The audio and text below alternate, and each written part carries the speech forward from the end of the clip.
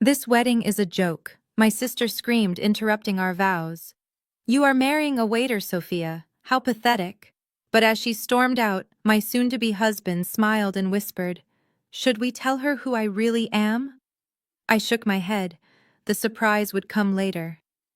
I am Sophia, 32 years old, and I stood at the altar trembling not with joy, but with a rage so hot it threatened to burn the entire vineyard down. Just moments before the air in Napa Valley had been perfect. The golden hour sun was dipping behind the rolling hills, casting a warm glow over the small gathering of 30 close friends. It was supposed to be the happiest day of my life, a simple, elegant ceremony celebrating my love for Liam. But peace was a luxury my family never allowed me to afford. Before I continue this story, let me know where you are watching from in the comments below. Hit like and subscribe if you have ever had a family member try to destroy your happiness just because they were miserable in their own lives. The silence of the ceremony was shattered by the roar of an engine. Not just any engine, but the aggressive growl of a red Ferrari tearing up the gravel driveway, kicking up dust onto the white floral arrangements. Every head turned. My heart sank. I knew that car. I knew the driver. And I knew my quiet, intimate wedding was over. The car door opened, and out stepped my younger sister, Jasmine. She was not wearing guest attire. She was wearing a floor-length white gown covered in crystals that caught the sunlight blindingly. It was a dress that cost more than my entire wedding budget, and she looked stunning in the most malicious way possible. Behind her emerged her husband Brad, adjusting his sunglasses with a smirk that made my skin crawl. They were late, they were loud, and they were here to make a scene. Jasmine did not take a seat. She strutted down the center aisle, her heels clicking loudly on the stone path. The pastor paused mid-sentence, looking confused. "Excuse me, miss, we are in the middle of vows," the pastor said gently. Jasmine ignored him completely. She walked right up to the altar, stepping onto the raised platform as if she were the bride. She snatched the microphone from the pastor's hand. Feedback screeched through the speakers, making everyone wince, but Jasmine didn't care. She turned to the guests, flashing her perfect veneer smile. "Stop everything," she announced, her voice booming across the vineyard. "I cannot let this charade continue. I am doing this because I love you, Sophia. I am saving you from yourself." I froze my bouquet, shaking in my hands. "Jasmine, what are you doing? Sit down or leave," I hissed. She laughed, a cruel tinkling sound that I had heard my entire childhood whenever she mocked my drawings or stole my diary. "I am being a good sister," she said, pointing a manicured finger at Liam. "Look at him, Sophia. Really look at him. You are marrying a nobody, a man who pours coffee for a living. Look at his suit. It is ill-fitting. It is probably a rental from a discount store." Liam stood beside me, perfectly still. He was wearing a simple navy suit, but what Jasmine failed to notice was the quality of the fabric, or the way he carried himself with a quiet dignity that no amount of money could buy. She only saw what she wanted to see. A man who lived simply. A man who did not flash a Rolex or drive a sports car. To her that meant he was trash. "Mom and Dad are sitting right there," she continued, gesturing to the front row where my parents sat. "Look at Mom. She is humiliated. You are dragging the family name through the mud by marrying a servant." I looked at my mother, expecting her to stand up and defend me, expecting her to tell Jasmine to stop this madness. Instead, my mother Joyce let out a dramatic sob. She pressed a lace handkerchief to her eyes and leaned heavily against my father. Oh, the shame, she wailed loudly enough for everyone to hear. I tried to tell her not to marry beneath her station, but she wouldn't listen. My father Marcus just looked down at his shoes, refusing to meet my eyes. My heart shattered. Even on my wedding day, I was the disappointment. Jasmine was the hero, saving the family reputation. Then Brad stepped up. He didn't take the microphone. He didn't need to. His voice was loud and arrogant, carrying the weight of a man who thought his bank account gave him the right to belittle anyone. He reached into his pocket and pulled out a thick wad of cash. He walked up to Liam, invading his personal space. Brad was shorter than Liam, But he puffed out his chest, trying to look imposing. "Hey, buddy," Brad said, sneering. "We know you are looking for a payday, marrying into this family for the money, right? Well, let me save you the trouble." Brad peeled off a few bills, crumpled them up, and threw them at Liam. The money hit Liam's chest and fluttered to the ground, landing on his polished shoes. "Here is a tip," Brad laughed. "Consider it payment for acting like a groom for an hour. Now take it and get out of here. Go buy yourself a bus ticket back to whatever basement you crawled out of." The disrespect was physical.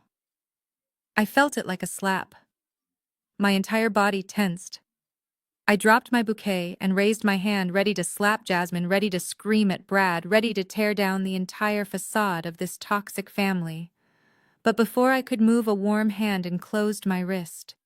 It was Liam. I looked up at him, expecting to see anger, expecting to see humiliation. But his face was calm. His eyes were clear and steady. He didn't look down at the money on the ground. He didn't look at Brad's sneering face. He looked at me. His grip on my wrist was firm, but gentle, grounding me. "Don't," he whispered. His voice was low, meant only for me. "They are ruining everything." I choked out tears, finally spilling over.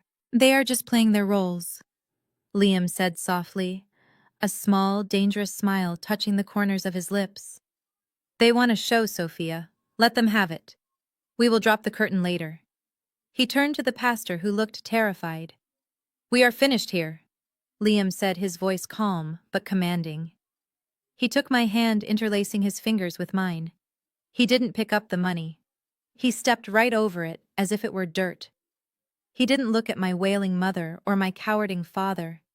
He led me down the aisle, past my stunned guests, past a gloating Jasmine who was already pulling out her phone to livestream the aftermath. Running away, Jasmine shouted after us. "That is right, run away, you pathetic loser. Call me when you need a divorce lawyer." I wanted to turn back. I wanted to scream that Liam owned the entire resort chain they were planning to vacation at next week. I wanted to scream that the suit he was wearing cost more than her dress. But I trusted Liam. As we walked toward his vintage truck, leaving the chaos behind, I realized that the wedding was ruined, but the marriage was just beginning. And the revenge Liam had planned was going to be far sweeter than any cake we could have cut that day. The engine of Liam's truck hummed beneath us, a steady vibration that usually calmed my nerves, but today my hands were shaking so badly I could barely unclench them from my lap. We had been driving for 20 minutes in silence, leaving the dust of the vineyard and the wreckage of my wedding behind us. I kept waiting for my phone to ring. I knew my family. They never let the last word go spoken by someone else. They needed to twist the knife until they felt like the victims. When the phone finally buzzed against the center console, the name on the screen made my stomach turn over. Mother. I stared at it, the glowing letters blurring through my unshed tears.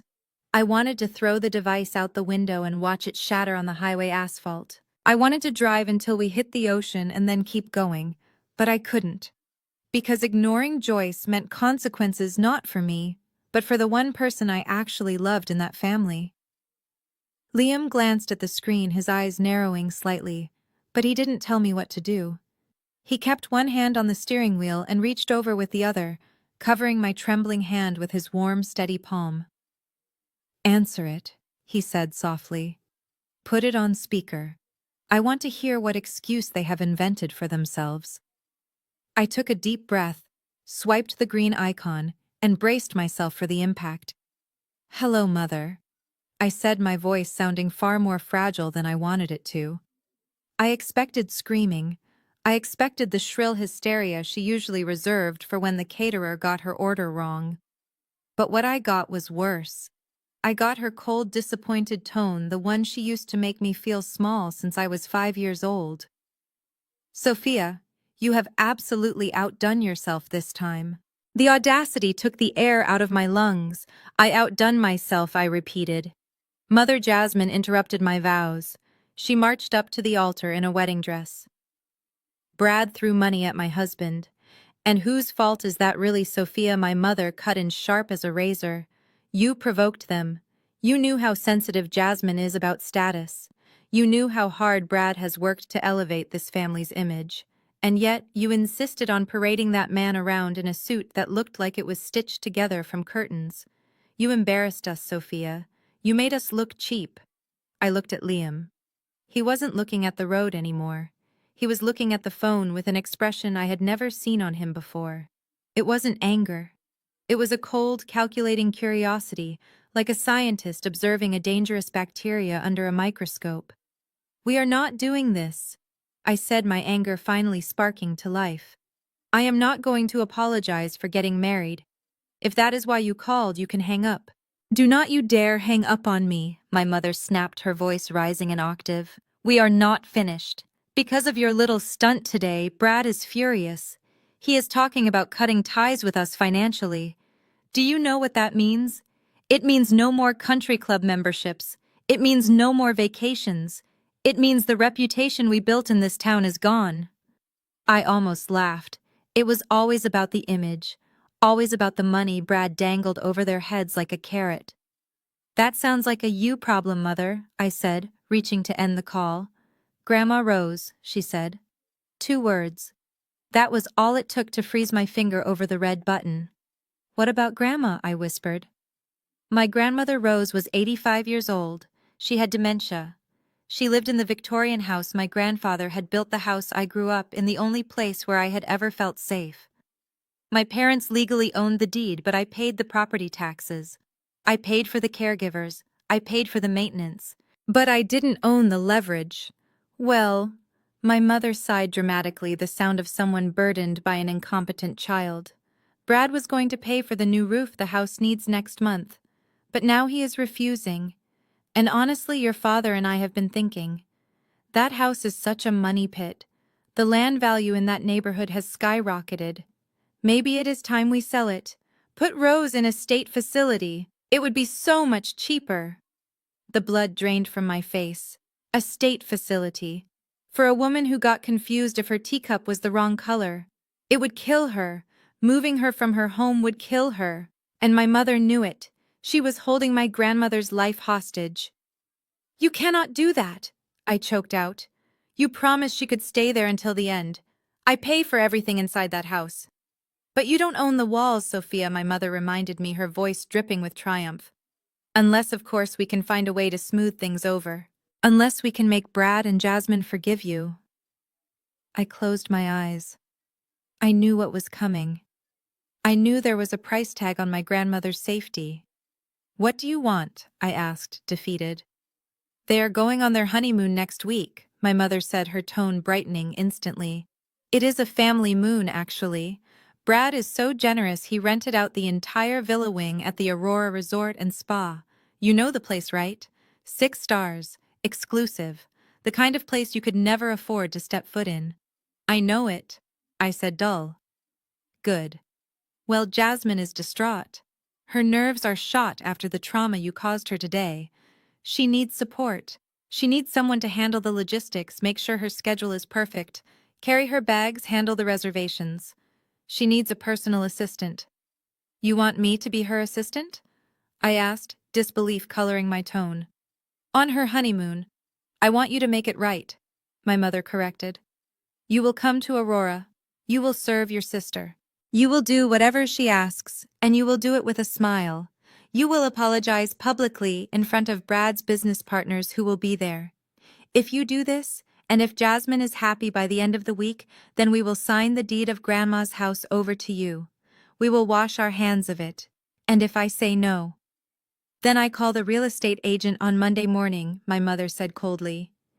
"It is your choice, Sophia. Pride or Grandma. You have 1 hour to decide." The line went dead. I sat there staring at the dashboard, the silence of the truck suffocating me. I felt sick, physically ill. They wanted to turn me into a servant. They wanted to strip away the last of my dignity in exchange for the only home I had left. "I can't do it," I whispered, tears streaming down my face. "I can't go there, Liam. I can't watch them humiliate me for a week at a place like Aurora. It is too much. I will figure something else out. I will get a lawyer." Liam didn't say anything at first. He signaled and pulled the truck over to the shoulder of the highway. The gravel crunched beneath the tires as we came to a stop. He unbuckled his seatbelt and turned to face me fully. His eyes were intense, searching mine.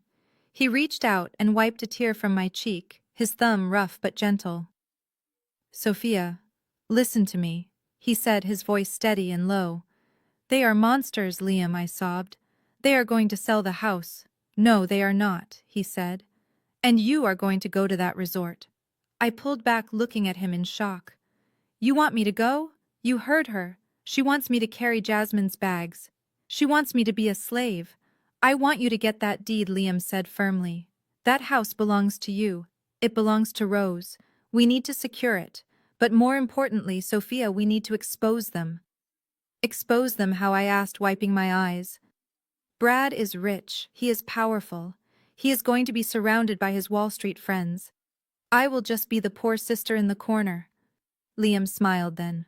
It wasn't his usual warm, goofy smile. It was the smile of a wolf who just realized the sheep have wandered into his den. It was sharp, dangerous, and full of secrets. "Aurora Resort and Spa," he said, testing the name on his tongue. "Yeah, it is one of the most expensive places in the country," I sniffed. "Brad talks about it constantly. He says he is trying to merge his company with them."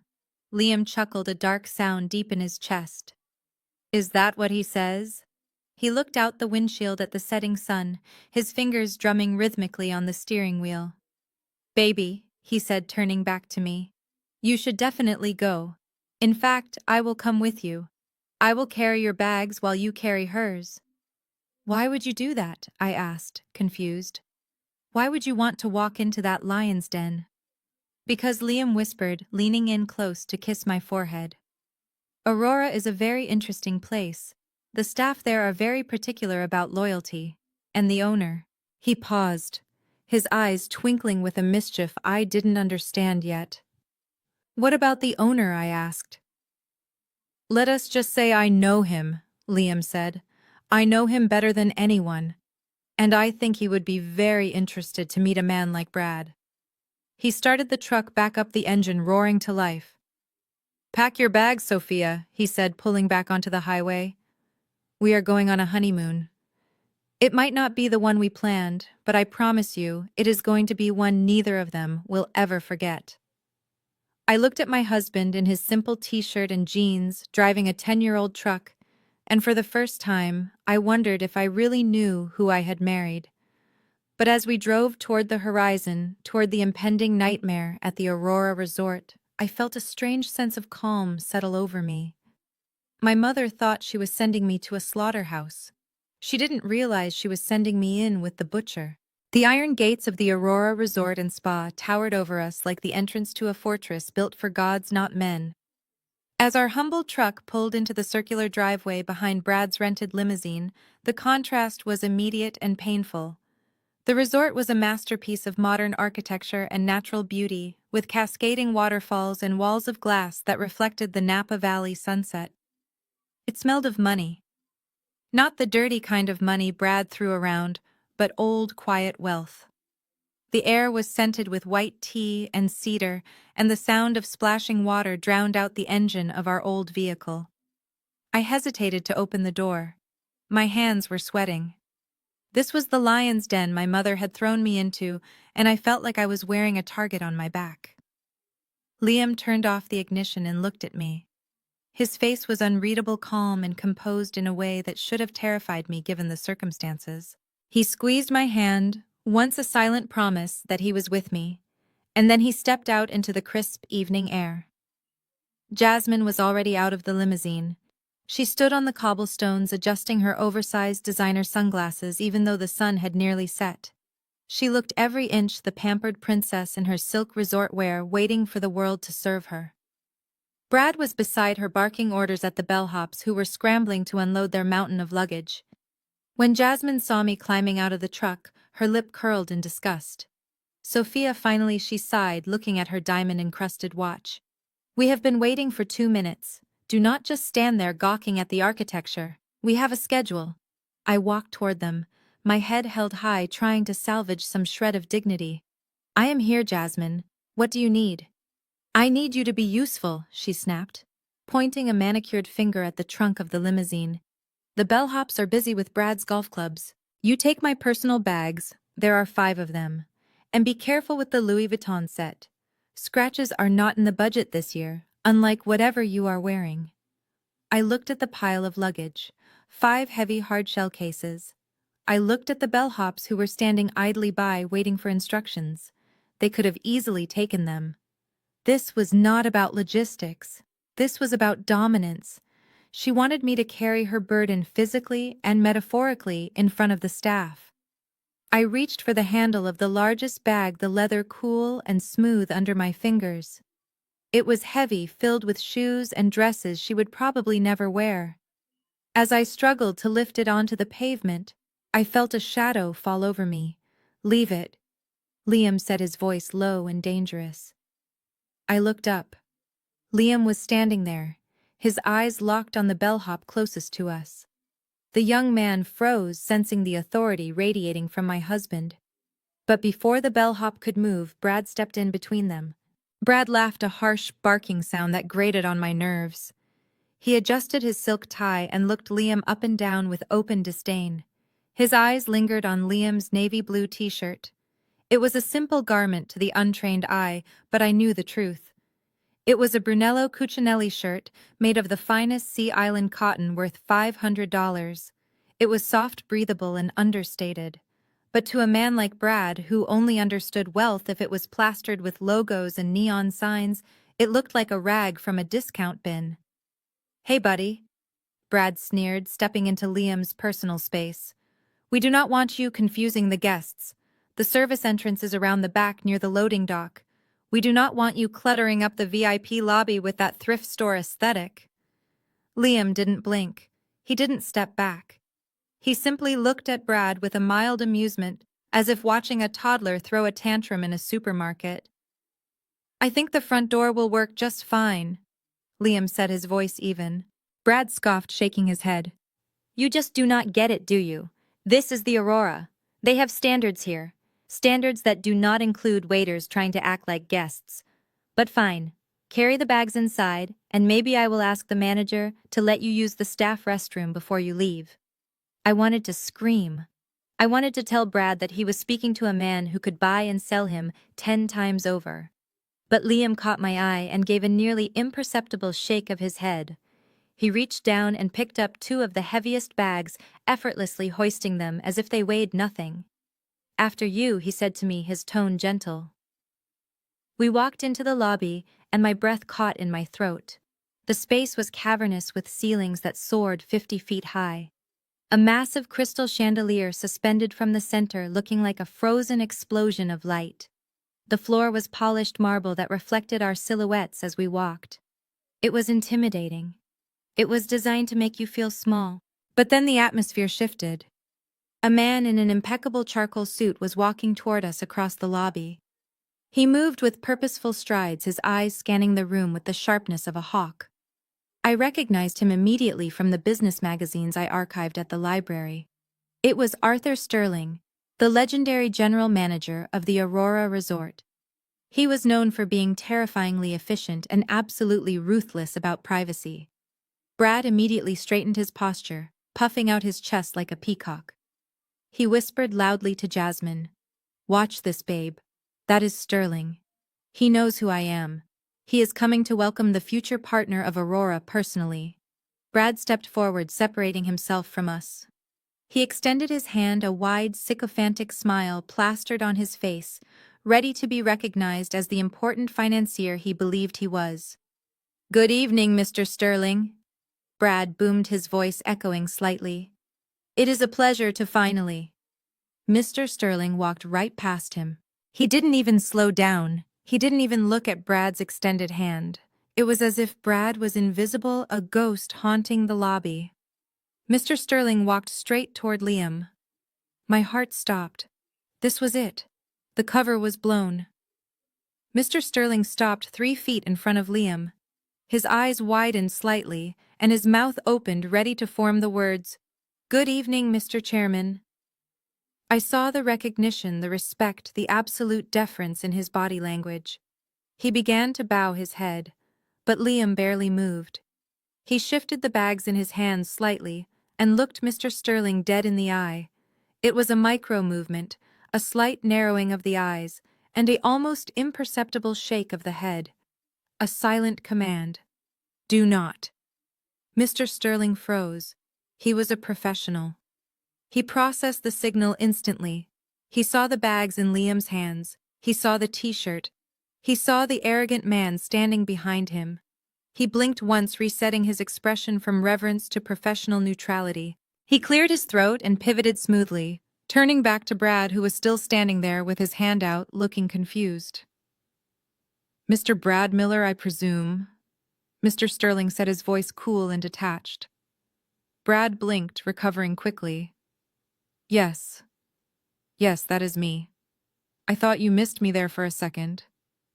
"We have been expecting you," Mr. Sterling said, offering no apology. "Your suite is ready, and for your guests." He gestured vaguely toward me and Liam, his eyes carefully avoiding Liam's gaze, as if looking directly at the sun would burn him. "My sister is the help," Jasmine interjected, stepping forward and linking her arm through Brad's. "She is here to assist me. And him, well, he is just carrying the heavy things." "Do you have quarters for them? We do not want them on the VIP floor, obviously." Mr. Sterling paused. I saw a muscle in his jaw twitch. I saw his knuckles turn white as he clasped his hands behind his back. He was struggling to maintain his composure while listening to this woman insult the owner of the building. "Of course, madam," Mr. Sterling said, his voice tight. "We have a room available on the lower level, near the facilities." "Perfect," Jasmine beamed. "Give her the key, and make sure it is far away from the presidential suite. We need our privacy." Mr. Sterling snapped his fingers, and a front desk agent rushed over, handing a single plain plastic key card to Jasmine. She took it and dropped it into my hand like she was tipping a valet. "Here is the key to your assistant quarters, Sophia," she said. "It is on the lower level near the laundry facilities. Try not to make too much noise when you come up to bring me my morning coffee at 7 sharp. And do not be late." She turned on her heel, her dress swishing around her ankles, and marched toward the golden elevators with Brad trailing behind her, looking triumphant. I stood there holding the plastic key card, feeling the marble floor cold beneath my feet. I looked at the number written on it in marker B14. Basement level. Liam set the bags down. He looked at Mr. Sterling, who was still hovering nearby, looking pale. Liam gave him a small nod, dismissing him. Mr. Sterling exhaled a breath he seemed to have been holding for 5 minutes and retreated into his office. "Go to the room," Sophia, Liam said softly. "It will be okay." "Where are you going?" I asked, panic rising in my chest. "You are not staying with me?"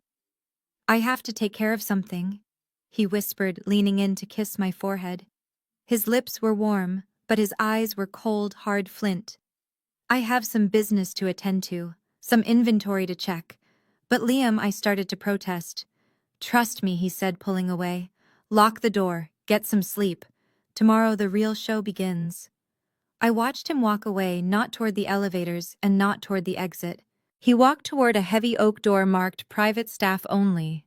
He swiped a card I didn't know he had and disappeared into the shadows of the resort, leaving me alone in the middle of the gold and marble with nothing but a plastic key card and a heart full of fear. The mid-afternoon sun beat down on the exclusive infinity pool deck of the Aurora Resort, but the heat I felt had nothing to do with the weather. It was the scorching burn of humiliation that radiated from my cheeks down to my toes. While the other guests lounged in designer swimwear sipping chilled cocktails, I was standing under the blazing sun wearing a heavy gray polyester tunic that Jasmine had forced the housekeeping manager to find for me.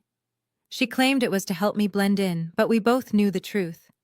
It was a costume designed to strip away my identity and label me as beneath her.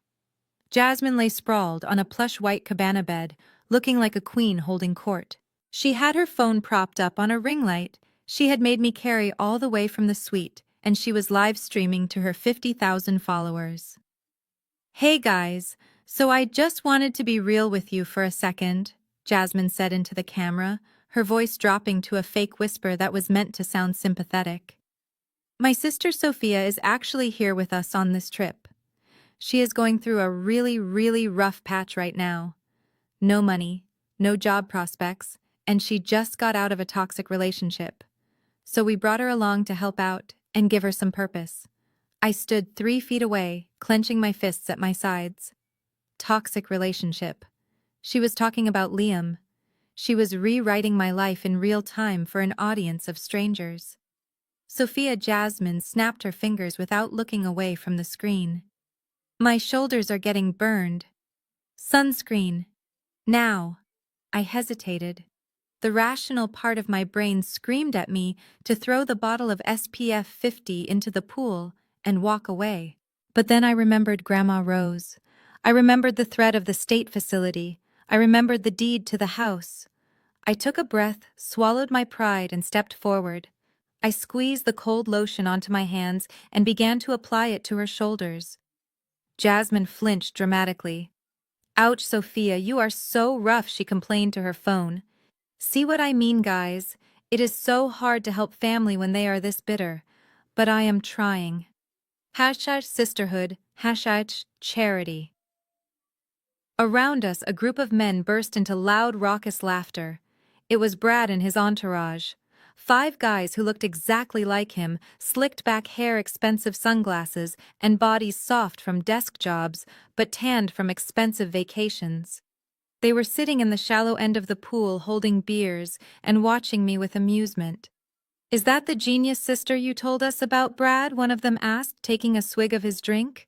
"The one who works in a library or something?" "Yeah, that is her," Brad laughed, floating on a pool noodle like a king on a throne. "Turns out reading books does not pay the bills. Now she is basically Jasmine's personal servant." "Hey, Sophia, get me another beer while you are up." I ignored him, focusing on rubbing the lotion into Jasmine's back until it disappeared. I felt like an object, a prop in their play of wealth and power. "She is actually kind of cute in a tragic way," another friend sneered. "Maybe if she ditched the waiter husband, she could find a real job. Or maybe we could hire her to clean our condos in the city." The laughter that followed was like a physical blow. I finished with Jasmine and stepped back, wiping my greasy hands on the rough fabric of the tunic. I felt dizzy. I hadn't eaten since breakfast, and the heat was overwhelming. Suddenly, a shadow fell over me, blocking the harsh sun. I looked up, expecting another demand from Jasmine. Instead, I saw Liam. He looked completely out of place and yet entirely at home. He was wearing swim trunks and a linen shirt, unbuttoned at the top, looking effortlessly handsome. But what caught my eye was what he was holding. A tall glass of fresh squeezed orange juice with ice sweating down the sides. "Drink this," he said, his voice cutting through the noise of the pool deck. "You look dehydrated." I reached for the glass, my hand trembling. "Thank you," I whispered. But before my fingers could graze the cold glass, a hand lashed out from the side. Smack! The glass flew out of Liam's hand, shattering against the expensive stone tiles of the pool deck. Orange juice splashed over my shoes and onto the hem of Liam's linen pants. I gasped, jumping back. Brad was standing there, dripping wet, his face twisted in anger. "What do you think you are doing?" Brad shouted, causing the entire pool area to go silent. Guests lowered their sunglasses. The music seemed to stop. "I am giving my wife a drink," Liam said, his voice dangerously calm. "You are cluttering up my VIP area," Brad spat, stepping closer to Liam. "I told you. Staff stays in the background. You do not get to come here and act like a guest, just because I was generous enough to let you sleep in the basement." He pointed at the shattered glass and the sticky puddle of juice. "Look at this mess. You are clumsy just like your wife. Clean it up." I knelt down instinctively, reaching for the glass shards, but Liam grabbed my arm, pulling me back up. "Do not touch it, Sophia," he said. "Oh, so you are too good to clean now?"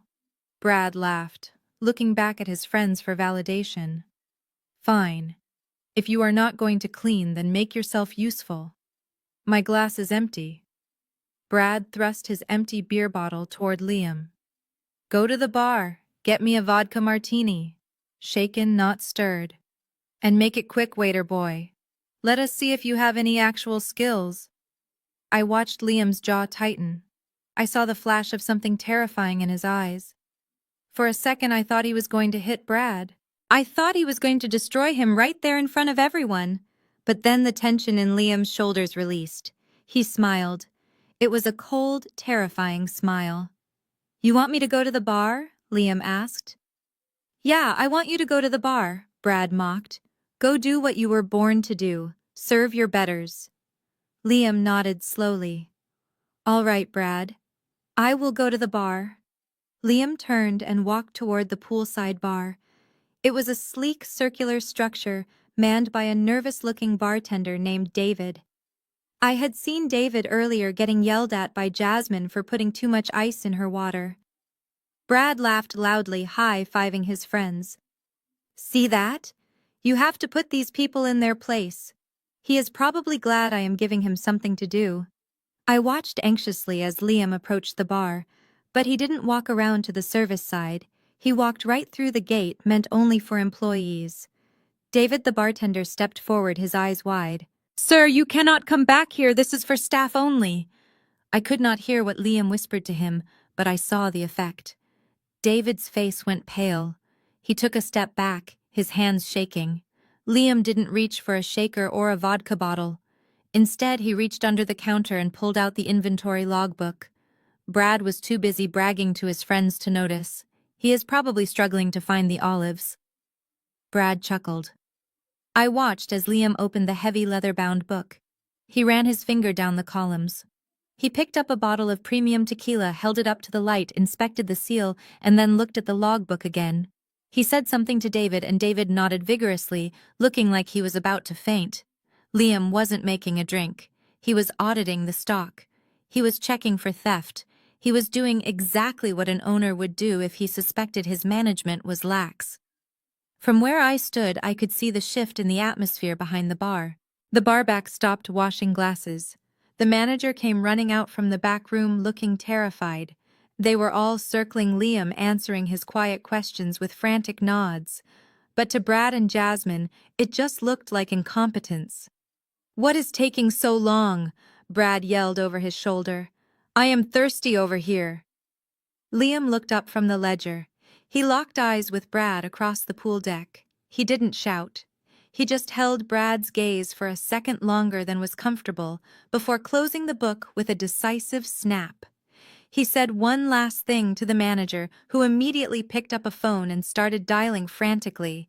Then Liam walked back toward us, empty-handed. Where is my drink? Brad demanded, standing up. They are out of vodka, Liam said simply, his face a mask of innocence. Out of vodka, Brad sputtered. This is a 6-star resort. How can they be out of vodka? Bad management, I guess? Liam shrugged, standing next to me.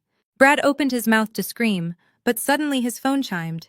It was a special alert tone he had set for his most important business notifications. He frowned and pulled his phone out of his waterproof case. As he read the message, his face transformed. The anger vanished, replaced by a look of pure, unadulterated greed. His eyes lit up like a child on Christmas morning. Guys, shut up! Brad hissed at his friends, waving his hand frantically. Shut up, shut up! You are not going to believe this. What is it? Jasmine asked, looking up from her phone for the first time. My contact on the board just texted me. Brad whispered, his voice trembling with excitement. He says the chairman is here. Who? Jasmine asked, confused. The chairman, Brad hissed. The owner of Aurora Holdings, the ghost. Nobody has seen his face in 5 years, but he is here. On this property. Right now. He looked around the pool deck, his eyes scanning every face desperately. He must be doing a secret inspection, Brad said, pacing back and forth. Oh my God, this is it. If I can find him, if I can just get 5 minutes with him, I can close the merger deal. I will be a partner. I will be rich. I looked at Liam. He was standing perfectly still, watching Brad's frantic excitement with a look of bored detachment. He could be anyone, Brad said, pointing at an old man in the corner. Is that him? No, too short. What about that guy in the suit? He turned to Liam, not seeing him as a person, but just a body to use. "Hey you," Brad snapped. "You were just at the bar. Did you hear anything? Did the staff say anything about a VIP guest?" Liam looked down at Brad. A small amusement danced in his eyes. "Actually," Liam said slowly, "I did hear the manager say something about the chairman." Brad froze. "What? What did he say? Where is he?" Liam pointed vaguely toward the main hotel tower. "I think he said he was heading to the penthouse. Something about preparing for a very important meeting tomorrow." "The penthouse?" Brad gasped. "Of course." He grabbed Jasmine's hand, pulling her off the cabana bed. "Get up, Jasmine. We are going to the lobby. We are going to stake out the elevators. I am not missing this chance." "But my tan," Jasmine whined. "Forget the tan," Brad yelled, dragging her away. "We are talking about billions, Jasmine. Billions." He turned back to his friends. "You guys stay here. If you see anyone who looks like a billionaire, text me immediately." And then he looked at me and Liam one last time. "And you too," Brad sneered. "Clean up this glass, and then get out of my sight. I have real business to attend to." He ran off toward the hotel, chasing a ghost that was standing right behind him. I watched them go, the adrenaline slowly fading from my system, leaving me tired and shaky. I looked at Liam. "You are enjoying this, aren't you?" I whispered. Liam looked at the spot where Brad had been standing. He reached down and picked up a large shard of glass, carefully placing it on a tray a passing waiter had hurriedly brought over. The waiter looked at Liam with awe, whispering, "Thank you, sir. I will handle the rest." Liam turned to me and took my hand, his grip warm and solid. "He wants a meeting with the chairman," Liam said softly, leading me away from the pool. "I think he is going to get one. Tomorrow morning." "And Sophia." He stopped and looked deep into my eyes. "Wear the blue dress I packed for you, the one you wore on our first date. I want you to look like the queen you are when we end him." The restaurant was called the Obsidian, and it was the crown jewel of the Aurora Resort dining experience. It was a place where a single appetizer cost more than my weekly grocery budget, and the walls were lined with velvet that absorbed the hushed whispers of billionaires and celebrities. We were seated at the best table in the house, a circular booth overlooking the cascading waterfalls that were illuminated by underwater lights. Or rather, my parents Jasmine and Brad were seated at the booth. Liam and I were given two folding chairs at the very edge of the table, placed awkwardly in the path of the waiters, as if we were an afterthought that had been tacked onto the reservation at the last minute. I sat there picking at my salad because Jasmine had insisted that ordering an entree for me would be a waste of money, since I probably would not appreciate the complexity of Wagyu beef anyway.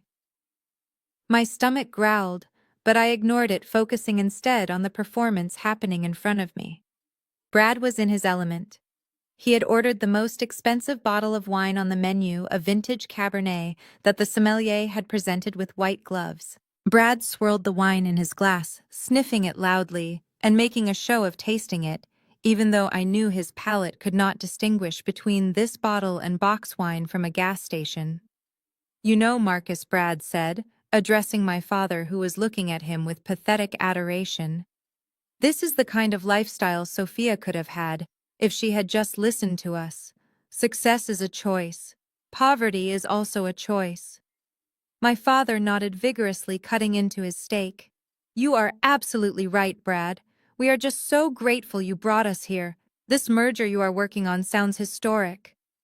"Historic does not even begin to cover it," Brad boasted, leaning back and spreading his arms wide, taking up as much space as possible. "The Aurora Group is the biggest hospitality player in the hemisphere, but they are stagnant. They need new blood. They need my financial genius to take them to the next level." "I have been in talks with the board for months." I glanced at Liam. He was cutting his chicken with precise surgical movements, his face completely blank. But under the table his leg was pressed against mine, warm and solid. "And what about the chairman?" Liam asked quietly, without looking up. The table went silent. It was the first time Liam had spoken since we sat down. Brad blinked as if the furniture had suddenly started talking. "Excuse me," the chairman Liam repeated, looking up now, his dark eyes boring into Brad. "The ghost. I read that he is notoriously protective of his brand. Do you really think he will agree to a merger with a mid-tier hedge fund that specializes in high-risk short-term gains?" Brad turned a shade of purple that matched the wine in his glass. Jasmine gasped, dropping her fork. "Mid-tier," Brad sputtered.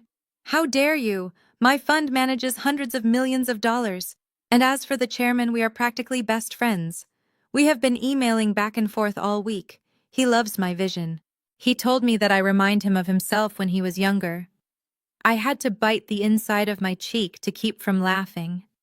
The idea of the elegant, understated man sitting next to me seeing himself in this loud, sweaty braggart was the most ridiculous thing I had ever heard.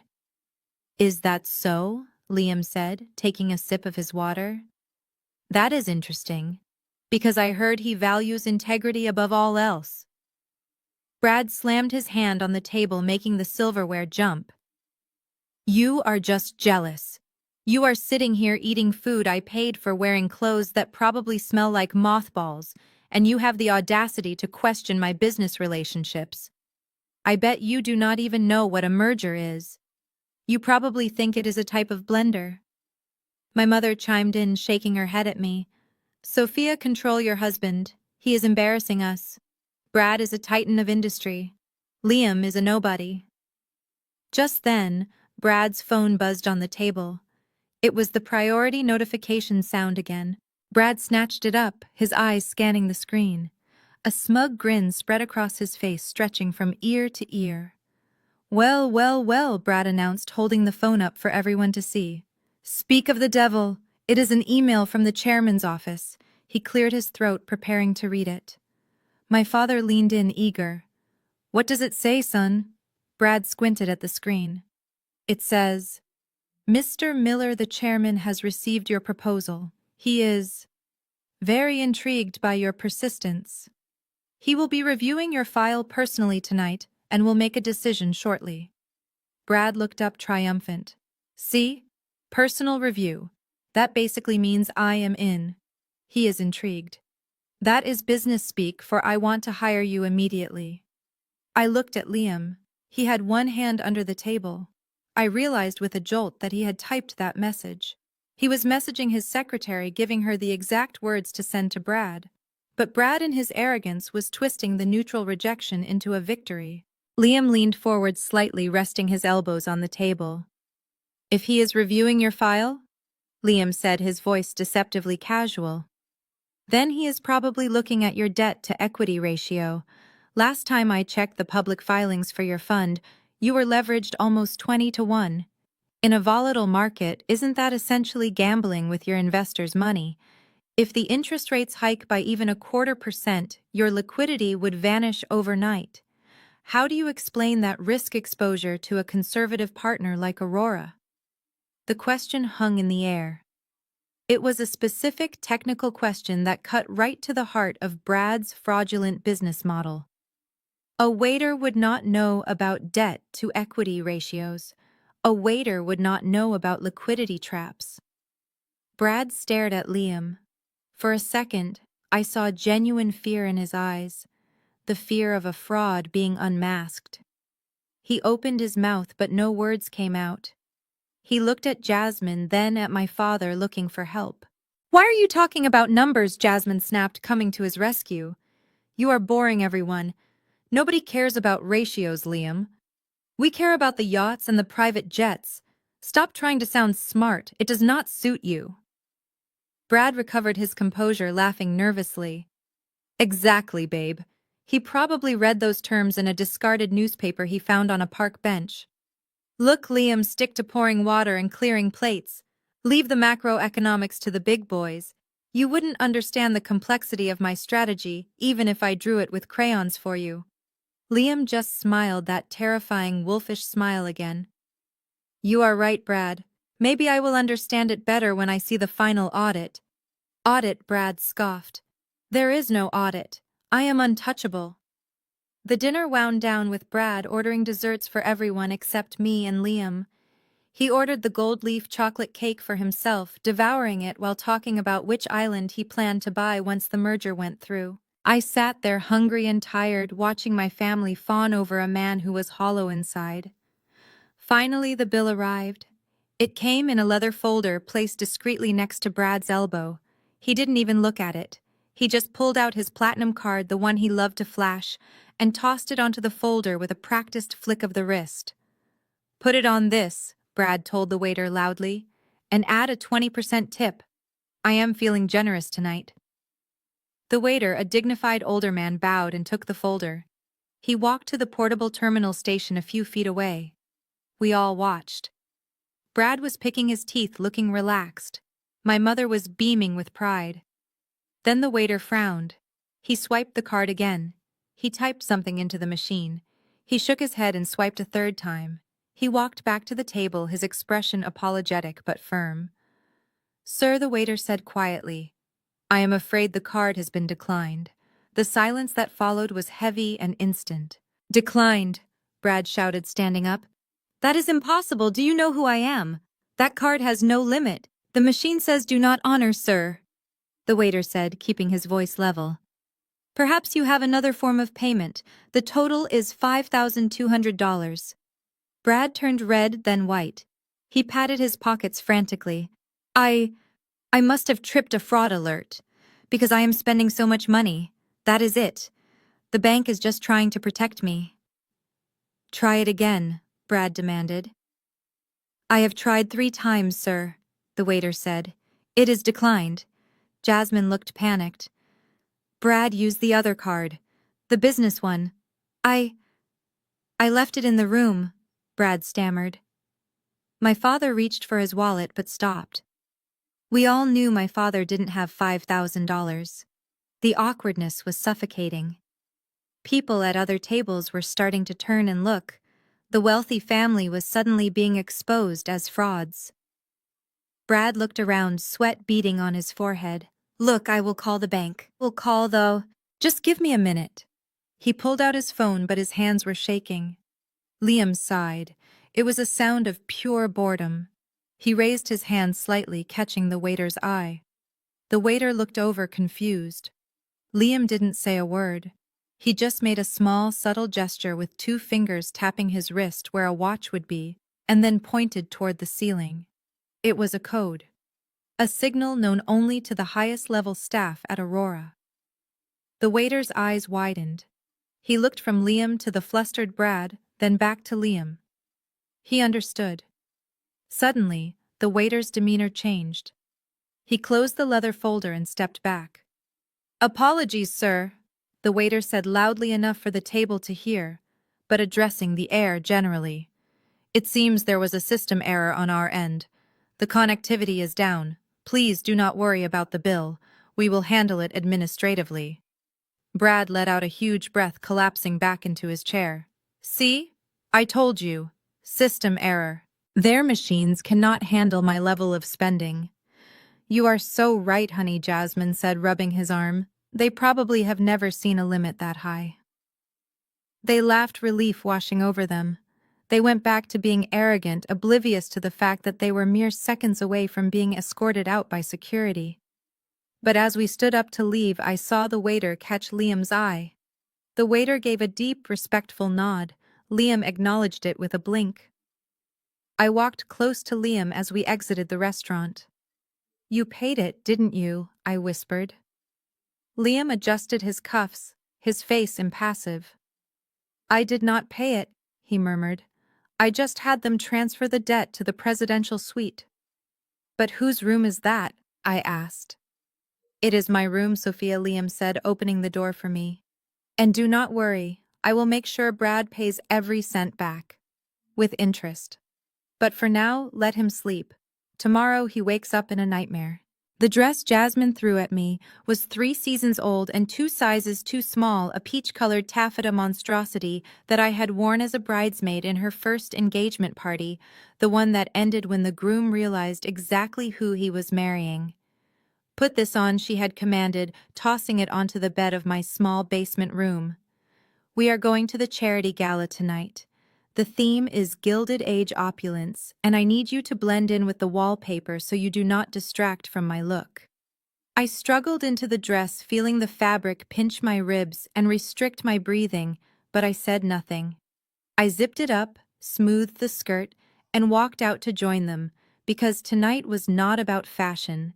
It was about survival. When I stepped into the hallway, Liam was waiting for me. He was wearing a tuxedo, not a rental and not something off the rack. It was a midnight blue velvet jacket with satin lapels tailored to within an inch of his life.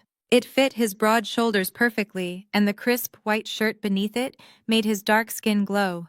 He looked like a movie star. He looked like royalty.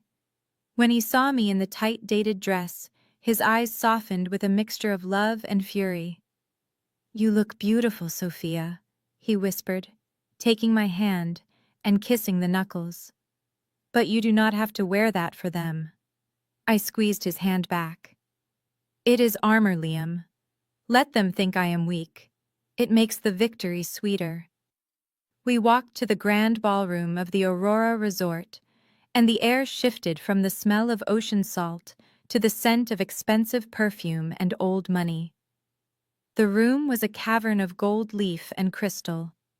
Chandeliers the size of small cars hung from the ceiling, casting a warm, flattering light on the hundreds of guests milling about with champagne flutes.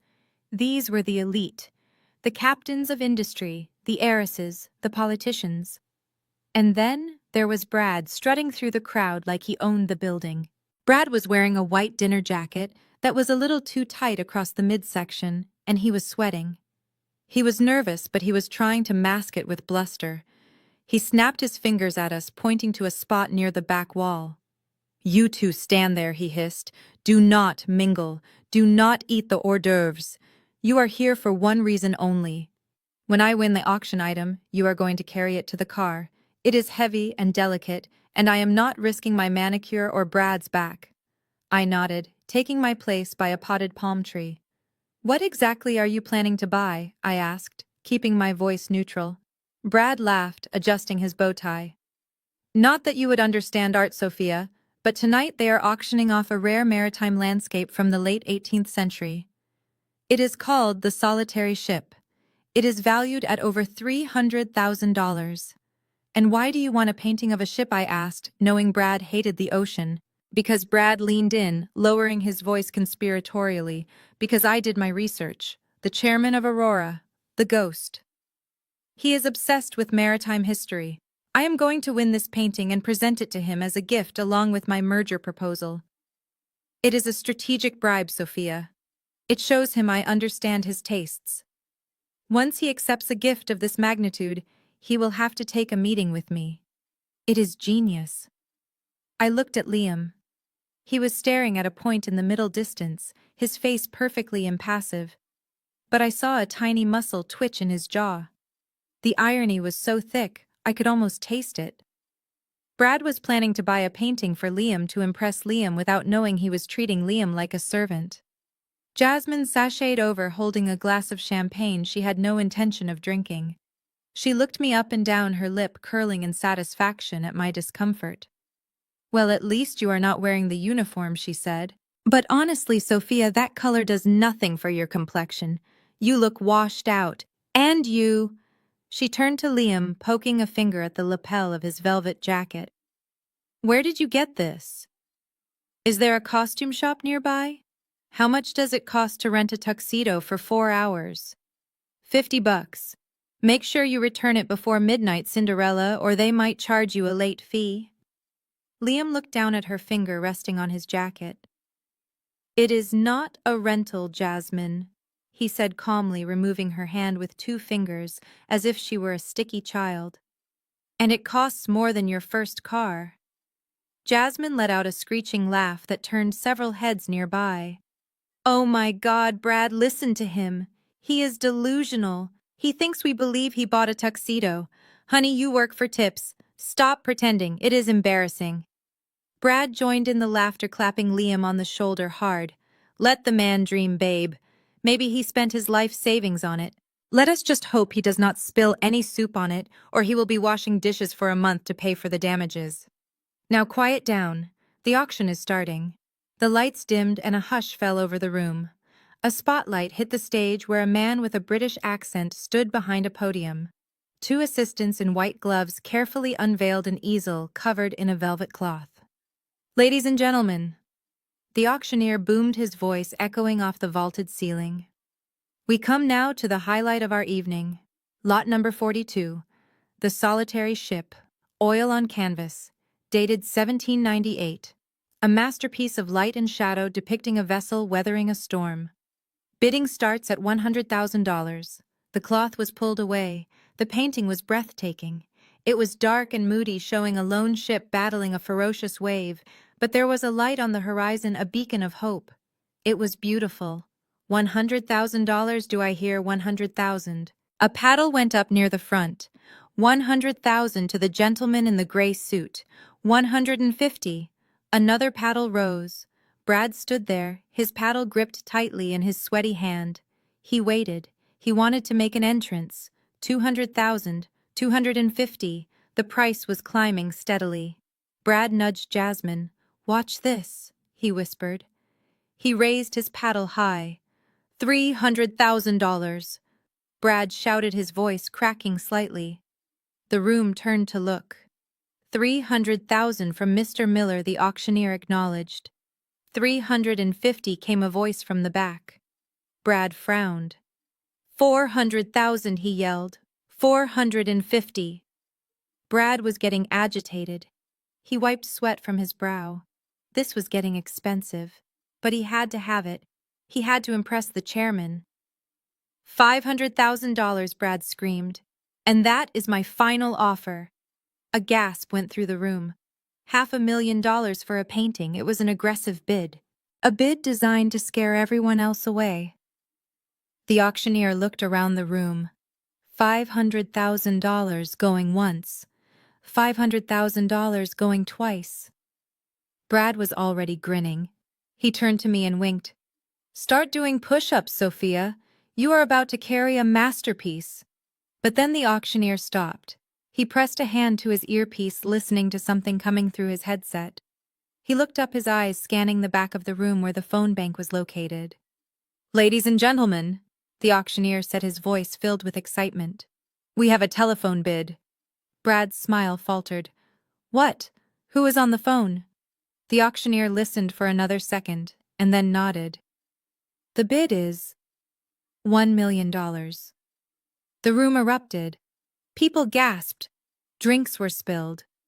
$1 million. It was double the current bid. It was an insane jump. Brad looked like he had been punched in the gut. 1 million, he whispered.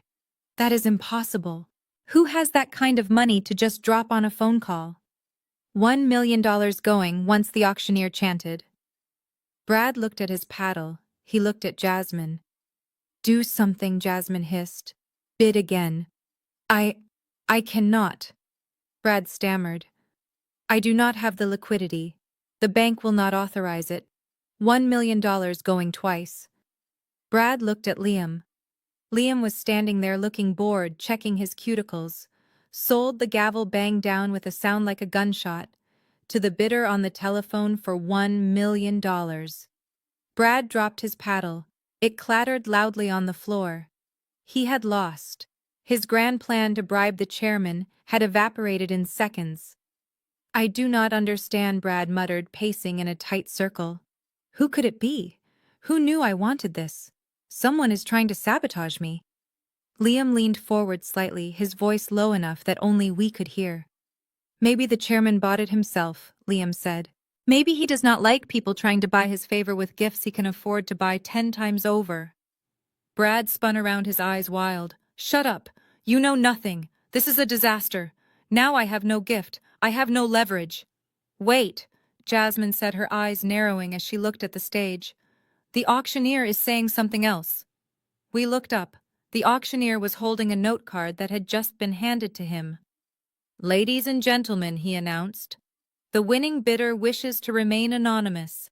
However, they have requested that the painting be delivered immediately to the presidential suite of this hotel as a gift to the resort's esteemed guest, Mr. Brad Miller. The room went silent again. Brad froze. Jasmine gasped. Me? Brad squeaked.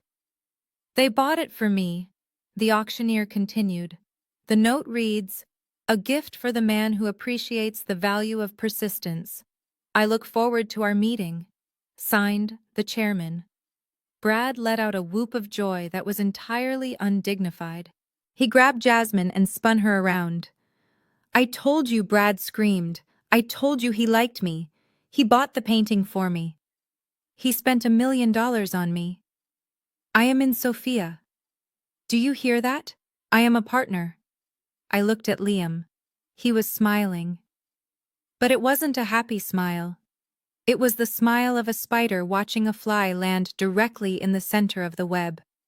"Why did you do that?" I whispered to him while Brad was high-fiving strangers. "Why did you buy it for him?" Liam buttoned his velvet jacket, his eyes dark with promise. "Because Sophia," he whispered. "In the financial world, when you accept a gift of that magnitude, you accept the liability attached to it. He thinks he just won a prize, but he just accepted a Trojan horse. Tomorrow, when I reveal who I am, he will realize that painting was not a gift. It was a down payment on his destruction.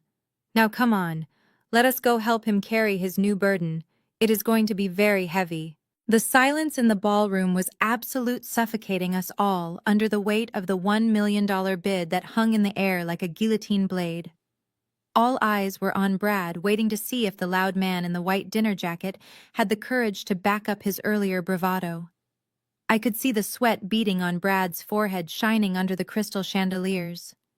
His chest was heaving, and his hands were clenching and unclenching at his sides.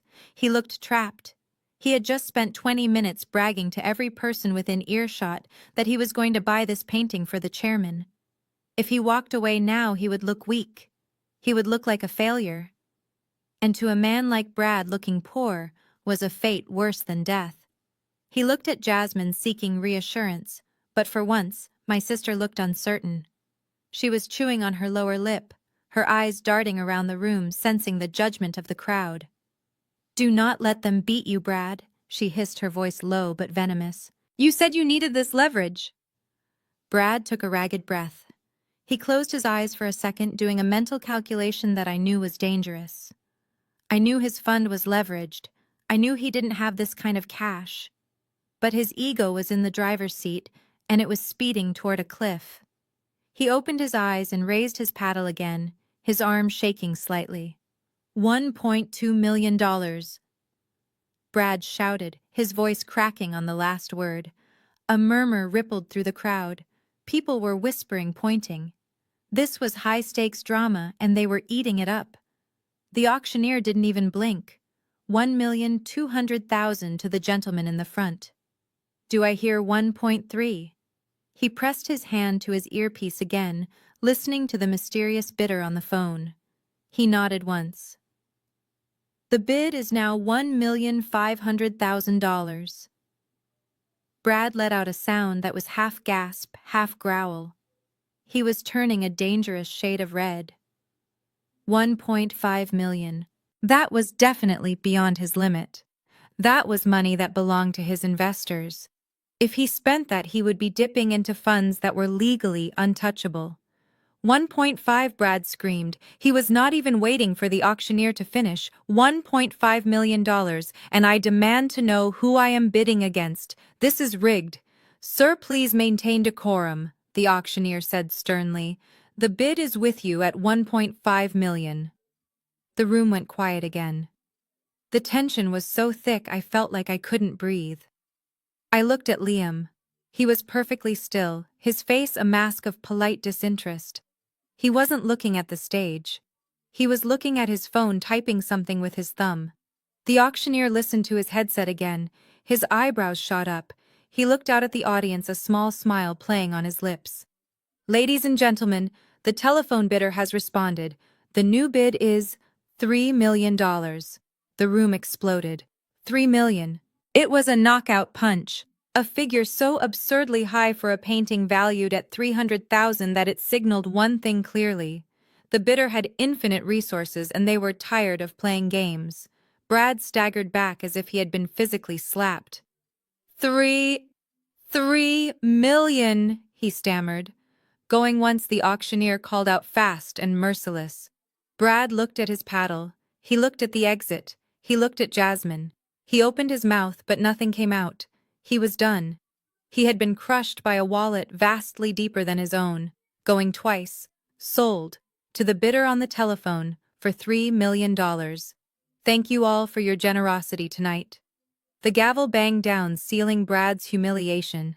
Brad stood there frozen while the room erupted into applause for the invisible victor. He looked small. For the first time since I had met him, he looked entirely powerless.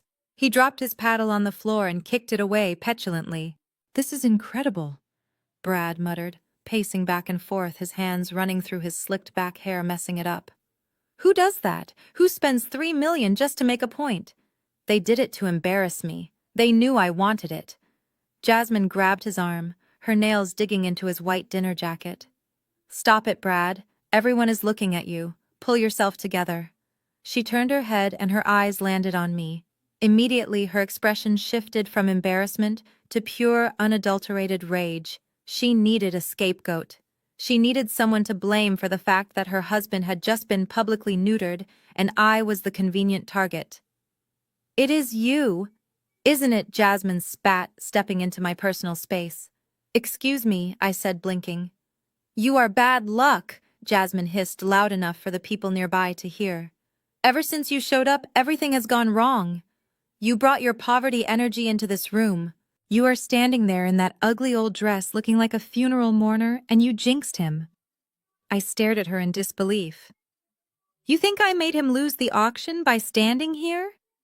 "I think you are a black cloud, Sophia," she continued, poking me in the chest. "You and your waiter husband. You do not belong here.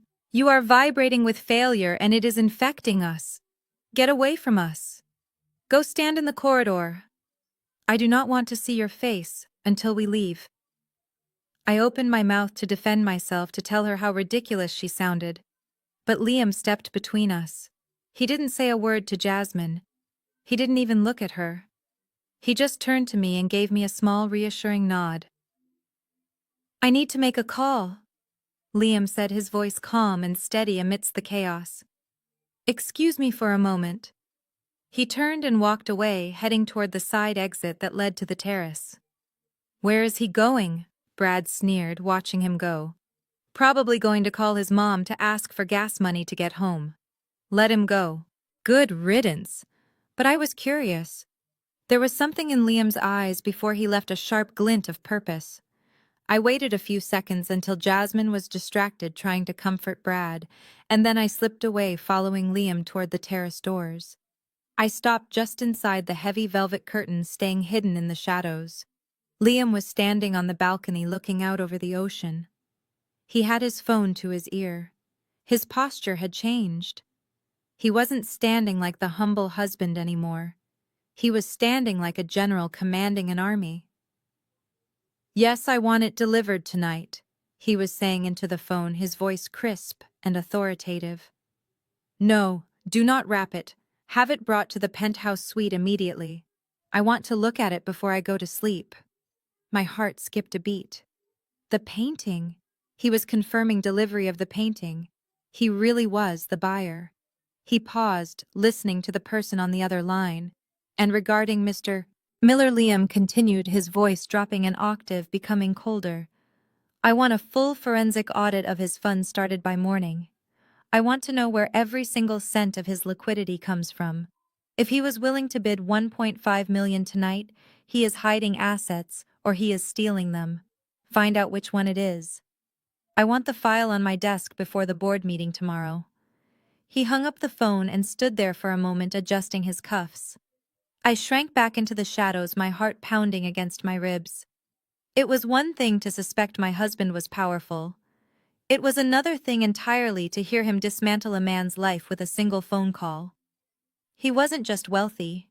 He was dangerous. And for the first time in my life, I was glad he was on my side. I waited for him to walk back inside before I emerged, trying to compose my face. We walked back to the group together. Brad and Jasmine were standing near the bar arguing in hushed tones. Brad looked defeated, deflated. He needed a win. He needed something to make him feel superior again. When we approached, Brad looked up. He glared at Liam, looking for any flaw, any weakness he could attack to make himself feel big again. Back already, Brad scoffed.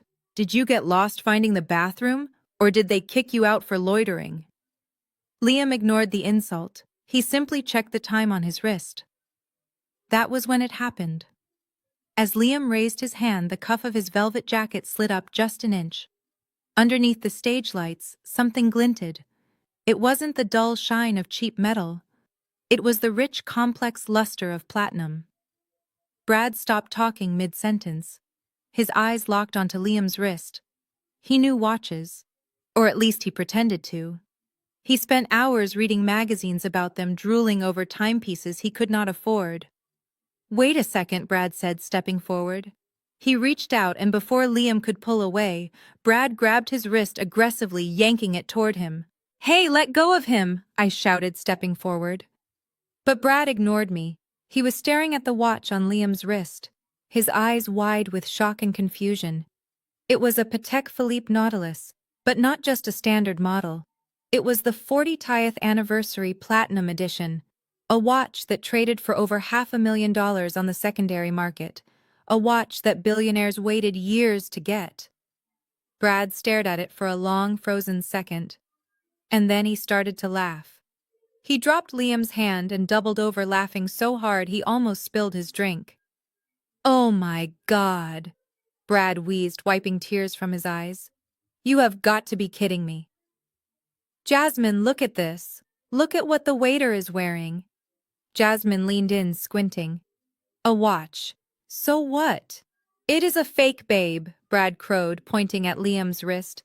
It is a knockoff, a replica, and it is the most audacious fake I have ever seen. He looked at Liam, shaking his head with pitying amusement. Do you know what that is supposed to be? Brad asked, his voice loud and condescending, drawing the attention of people nearby. That is supposed to be a Patek Philippe Nautilus Platinum. There are only a handful of those in the world. They cost more than a house. And here you are wearing a Canal Street copy that you probably bought for $50.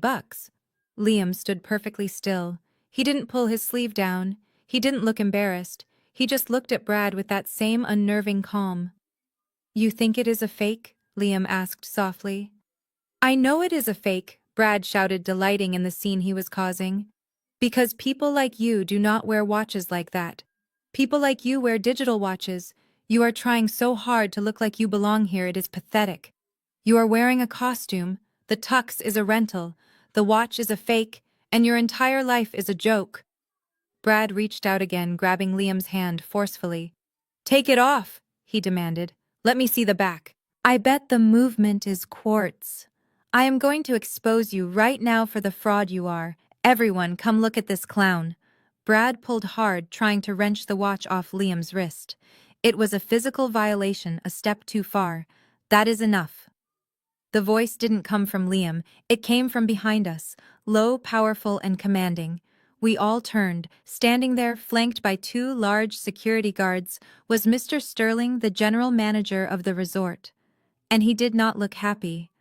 He looked at Brad's hand clutching Liam's wrist, and his expression was one of absolute horror. Mr. Miller, Mr. Sterling said, his voice like ice. I suggest you unhand my guest immediately before I have you removed from this property for assault. Brad froze, his hand still gripping Liam's arm. Guest, he stammered. He is not a guest. He is a waiter, and he is wearing a fake watch. I was just proving it. Mr. Sterling walked forward. He stopped inches from Brad. I can assure you, Mr. Miller, Sterling said, looking Brad dead in the eye. There is nothing fake about that man, and if you touch him again, you will be leaving this island in handcuffs. Brad slowly released Liam's wrist. He looked from Sterling to Liam, confusion warring with his arrogance. Liam smoothed his cuff down. He looked at Brad and then at the watch. You really should learn to tell the difference between glass and diamond. Liam said quietly. "It might save you from making a very expensive mistake tomorrow." Liam turned to me, offering his arm. "Come on, Sophia.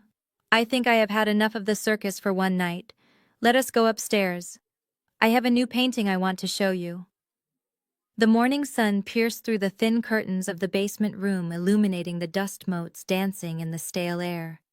I woke up with a headache that felt like a vice grip, a physical manifestation of the stress that had been building since we arrived at the Aurora resort. Beside me, the bed was empty. Liam was gone. He often rose early, a habit from his years of building his empire in silence, but today his absence felt different. It felt charged with intent. I dragged myself out of bed and splashed cold water on my face in the tiny utilitarian sink. The mirror reflected a woman who looked tired, defeated. Dark circles bruised the skin under my eyes. I was Sophia, the archivist. Sophia, the quiet one. Sophia, the doormat. But somewhere inside, buried under layers of family obligation and fear, was a spark of anger that was slowly fanning into a flame. I found Liam in the small kitchenette. He wasn't making coffee. He was sitting at the wobbly table with his laptop open, typing furiously. His face was illuminated by the blue glow of the screen, and for a moment, he looked like a hacker dismantling a firewall. He looked dangerous. "Good morning," I whispered. He looked up and his expression softened instantly. He closed the laptop. "Good morning, beautiful. How did you sleep?" "Like a prisoner awaiting execution," I muttered, pouring myself a glass of tap water. Liam stood up and walked over to me, wrapping his arms around my waist. He smelled of fresh soap and expensive cologne, a subtle scent that Brad would never be able to identify, let alone afford. "Today is a good day, Sophia," he murmured into my hair. "Today the trap snaps shut." "What are you talking about?" I asked, pulling back to look at him. Liam smiled, a predatory glint in his eyes. "Last night, after everyone went to sleep, I did some digging. Our friend Brad is not just a braggart, he is desperate." He opened the laptop again and turned it toward me. The screen was filled with spreadsheets, bank statements, and red numbers. Lots of red numbers. I looked at the data, confusing at first, but then the pattern emerged. "He is broke," I whispered. "He is worse than broke," Liam corrected. "He is underwater." He leveraged his entire fund on a series of cryptocurrency bets that crashed last month. He lost everything. The cars, the clothes, this vacation. It is all being paid for with money he doesn't have. He is robbing Peter to pay Paul, and Peter is about to come looking for his money. I stared at the screen. The man who had humiliated me, who had thrown money at my husband, was essentially destitute. "So the merger," I started, "is his only lifeline," Liam finished. "He needs Aurora's capital to cover his losses before his investors find out. If he doesn't close this deal by the end of the month, he goes to prison for fraud." My stomach churned. "And he is dragging my family down with him. My parents, Jasmine, they don't know." "They have no idea," Liam said. "They think he is King Midas. They don't realize everything he touches turns to debt." Just then, Liam's phone buzzed. He picked it up and showed me the screen. It was a notification that an email had been sent. "I just sent him an invitation," Liam said. "An official meeting request from the chairman's office. 10 a.m. this morning in the executive boardroom." I gasped. "You are going to meet him?" "As yourself." Liam nodded. "It is time. He thinks he is walking into a coronation. He doesn't know he is walking into an interrogation." Suddenly there was a pounding on the door. It wasn't a knock. It was a demand. "Sophia, open up. We know you are in there." It was Jasmine. Her voice was shrill, panicked, and excited all at once. I looked at Liam. He winked at me, and then composed his face into the mask of the simple husband. He walked over and opened the door. Jasmine burst in, followed closely by Brad. They looked manic. Brad was wearing a bathrobe and holding his phone like it was a holy relic. "Get dressed," Brad shouted, not even looking at the squalor of our room. "Get dressed right now." "What is going on?" I asked, clutching my robe tighter. "It happened!" Brad screamed, jumping up and down. The email came. The chairman wants to see me this morning, 10 o'clock. He shoved the phone in my face. Look from the office of the chairman. Subject, strategic partnership discussion. He wants to discuss the merger. I told you the painting would work. Jasmine was beaming, practically vibrating with greed. We are going to be rich, richer than we already are. Sophia, do you hear that your brother-in-law is going to be a partner at Aurora? I looked at Brad. I looked at the man who was drowning in debt and didn't even know the water was rising. Congratulations, I said quietly. You bet, congratulations, Brad yelled. Now listen, you two are coming with us. Why? Liam asked, leaning against the counter, his arms crossed. Because I need an entourage, Brad sneered. Successful men travel with people. It makes me look important. Plus, I need someone to carry my portfolio and take notes. Jasmine is too busy looking good. So you two are it. Put on your best clothes, or whatever rags you have, and meet us in the lobby in 20 minutes. Do not be late. This is the biggest day of my life. They stormed out, leaving the door wide open. I sank onto the bed, burying my face in my hands. I felt exhausted. The lies, the pretending, the sheer toxicity of it all was draining the life out of me. I can't do it, Liam, I sobbed. I can't watch him strut around anymore. I can't let them treat us like dirt. I just want to go home. Please, let's just leave. Liam sat down beside me. He didn't speak for a long time. He just rubbed my back, his hand warm and reassuring. I know it is hard, he said softly. I know you want to run. But Sophia, if we leave now, they win. They keep the house. They put Grandma in a home, and Brad continues to destroy lives. He lifted my chin, so I had to look at him. You are not a victim anymore, Sophia, he said fiercely. You are the wife of the man who owns this entire mountain, and in 1 hour you are going to watch your husband serve them a dish they will never forget. He stood up and walked to the closet where he had hung his suit, but as he moved, his jacket shifted on the chair and something fell out of the pocket. It was a small black card, heavy metal, sleek, the black Amex Centurion, the card of billionaires. I didn't move to pick it up. I knew what it was. But before Liam could retrieve it, Jasmine appeared in the doorway again. She had forgotten her phone charger. Oops, forgot my... She started, but then she stopped. Her eyes locked onto the black card lying on the dirty linoleum floor. She froze. She looked at the card. Then she looked at Liam. Then back at the card. She lunged for it, snatching it up before Liam could move. She held it up to the light, her eyes wide with shock. Where did you get this? She whispered. Liam stayed calm. I found it, he said easily. You found it, Jasmine screeched, her voice rising to a hysterical pitch. You found a black Centurion card. These are invitation only. You have to spend millions just to be invited. She looked at the name on the card. It was embossed in silver. L. Washington. L. Washington, she read. Who is L. Washington? That is a guest. Liam lied smoothly. I found it by the pool. I was going to turn it in to security. Liar, Jasmine yelled. You stole it. You stole it from a guest. Oh my God, you are a thief. She looked at me with pure venom. I knew you were losers, but I didn't know you were criminals. You stole a credit card. You were probably going to try and use it. Jasmine, give it back, I said, standing up. It is not what you think. Oh, I know exactly what this is, Jasmine hissed, clutching the card to her chest. This is leverage. This is proof. I am keeping this. No, Jasmine, I shouted.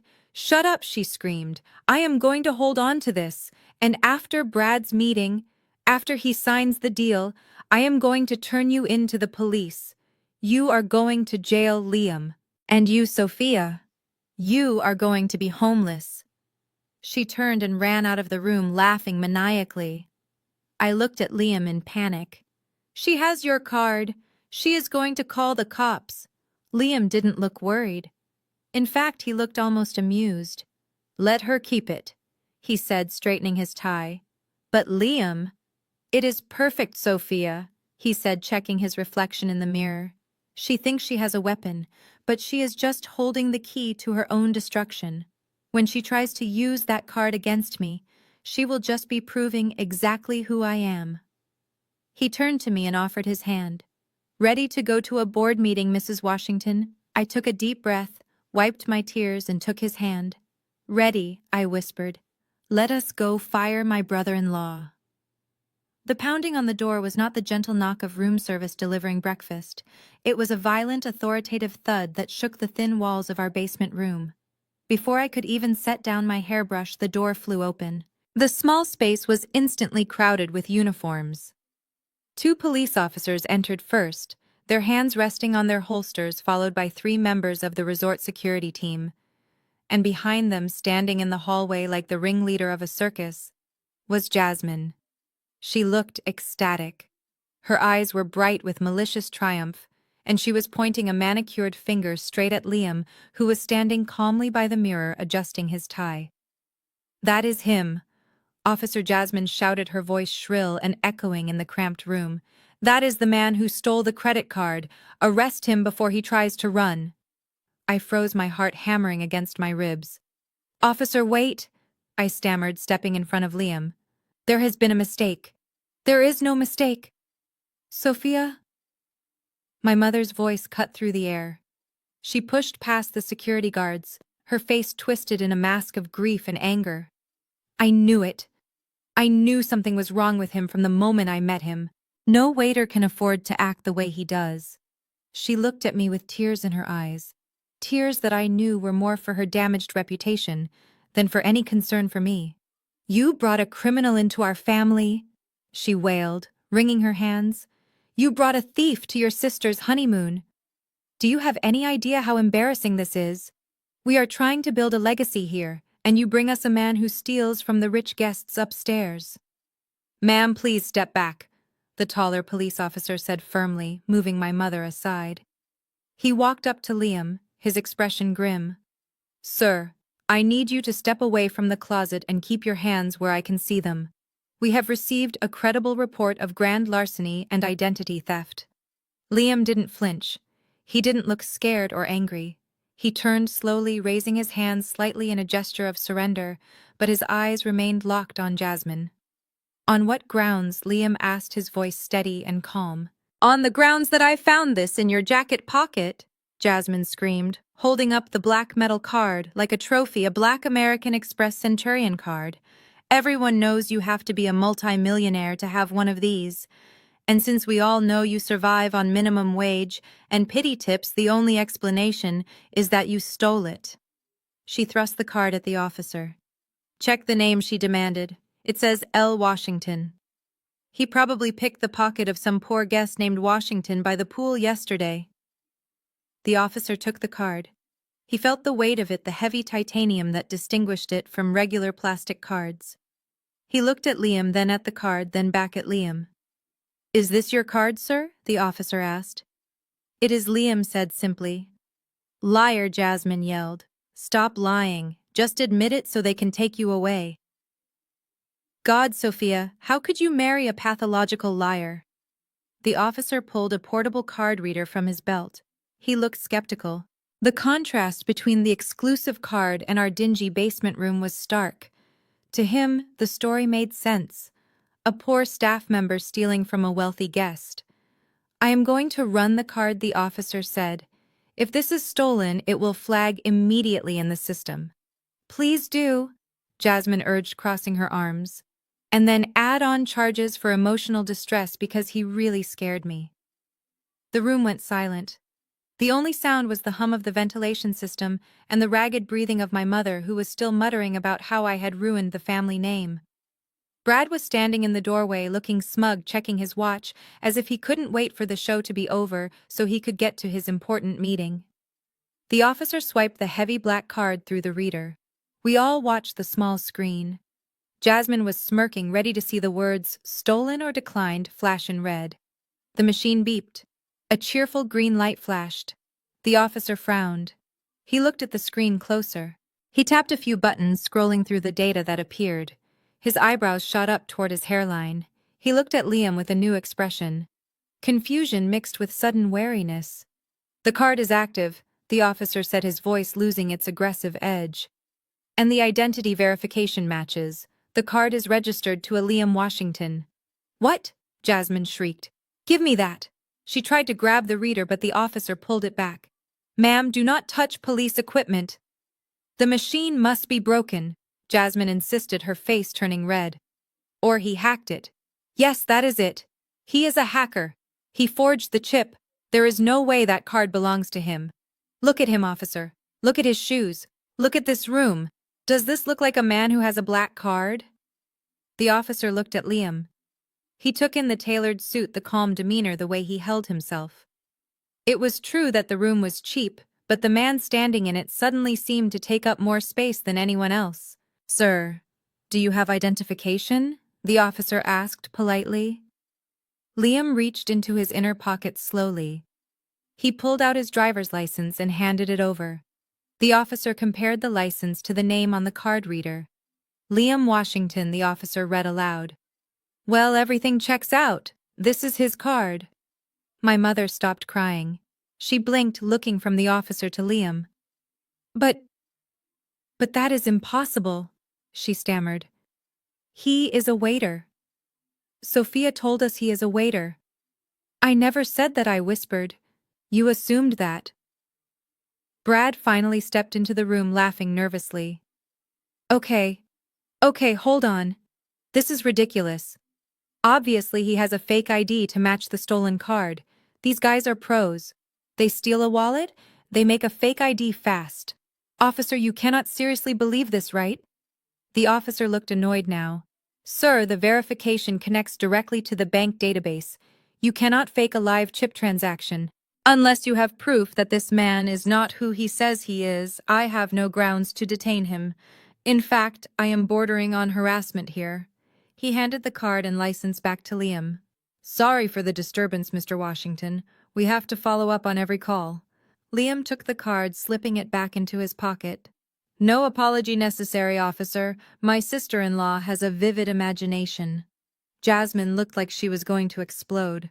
She was vibrating with rage, her fists clenched at her sides. "I am not imagining it," she screamed. "He is a fraud. I know it. I can feel it. You are useless. I am calling the manager. I am calling Mr. Sterling. He will know the truth. He knows every VIP on this island, and he definitely does not know you." As if summoned by her voice, the crowd in the hallway parted. The sound of purposeful footsteps echoed on the tile floor. Mr. Sterling, the general manager, appeared in the doorway. He was immaculate as always, but his face was pale. He had clearly run all the way down from the executive offices when he heard that the police were raiding room B14. "What is the meaning of this?" Mr. Sterling demanded, his voice sharp. "Why are there police officers in my resort?" "Oh, thank God," Jasmine cried, rushing over to him. "Mr. Sterling, you have to help us. This man," she pointed a shaking finger at Liam, "has stolen a black card from one of your guests. The police are being incompetent and letting him go. Please tell them he doesn't belong here." Mr. Sterling looked at Jasmine, then at the police, and finally his eyes landed on Liam. I saw the color drain from Mr. Sterling's face completely. He looked terrified, not just worried, but deeply professionally terrified. He ignored Jasmine. He ignored the police. He walked straight past my mother, who was trying to get his attention. He stopped 3 feet in front of Liam. And then, to the absolute shock of everyone in the room, Mr. Sterling bowed. It wasn't a nod. It was a formal, respectful bow of a subordinate to a superior. "Thungai Washington," Mr. Sterling said, his voice trembling slightly. "Is something wrong? I was informed there was a disturbance. I apologize profusely if these people have bothered you." The silence that followed was heavy enough to crush bones. Jasmine's mouth fell open. My mother clutched her pearls. The police officer looked relieved that he hadn't cuffed Liam. Liam looked at Mr. Sterling with a cool, detached expression. "It is fine," Arthur Liam said, using the manager's first name. "Just a small misunderstanding. My sister-in-law was just returning some property of mine." Mr. Sterling turned on his heel and glared at Jasmine with a ferocity that made her step back. "Mrs. Miller," he hissed. "You accused Mr. Washington of theft.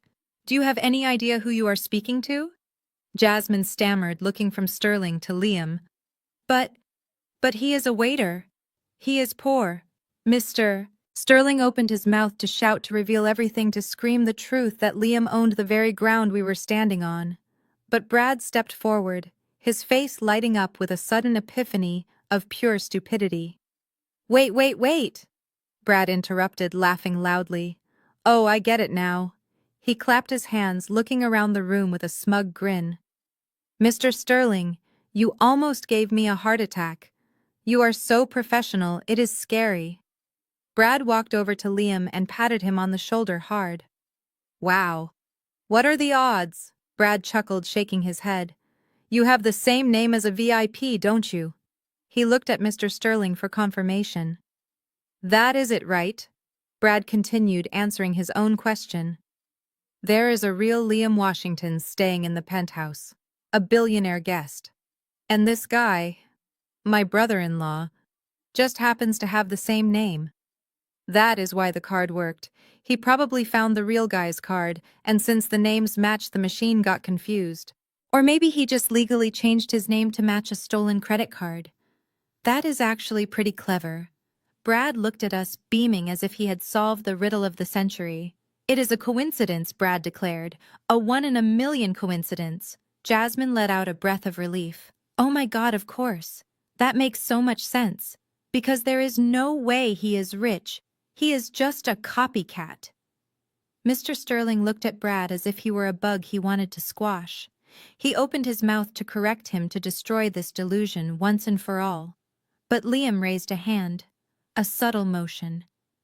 "Let us not delay your meeting, Brad," Liam said, checking his watch. "It is 9:55. You do not want to be late for the chairman. He hates tardiness." Brad's eyes went wide. "The meeting? Oh, shoot the meeting." He grabbed Jasmine's hand. "Forget about this loser," Brad yelled, dragging her toward the door. "We will deal with the police later. I have a company to merge. Come on, Jasmine. This is it." They ran out of the room, leaving the police and Mr. Sterling behind. My mother looked at Liam one last time, sniffing disdainfully. "You got lucky today," she spat. "But luck runs out." She followed them, leaving me alone with Liam and the manager. Mr. Sterling looked at Liam, looking like he wanted to faint. "Sir, I am so sorry. Shall I have them removed immediately?" "No," Arthur Liam said, buttoning his jacket. "Not yet. Let them go to the boardroom." Liam turned to me, offering his arm. "After all, Sophia," he smiled, "it would be rude to keep them waiting. The chairman is ready to see them now." The elevator ride to the 50th floor of the Aurora Tower was silent, except for the sound of Brad checking his reflection in the polished brass doors. He adjusted his tie for the 10th time and smoothed back his hair, which was already slick with too much gel. He was vibrating with a mixture of adrenaline and arrogance, the kind of nervous energy that radiates from a man who knows he is a fraud, but believes he is charming enough to get away with it. Jasmine stood beside him, holding his hand and whispering affirmations about how he was a king and this was his kingdom to conquer. My mother stood in the corner, clutching her pearls and looking at the floor numbers climb higher and higher, her face set in a mask of haughty expectation. Liam and I stood at the back. Liam was holding a heavy leather briefcase that Brad had shoved into his chest the moment we left the lobby. Here, Brad had sneered. "Make yourself useful for once. Carry the documents.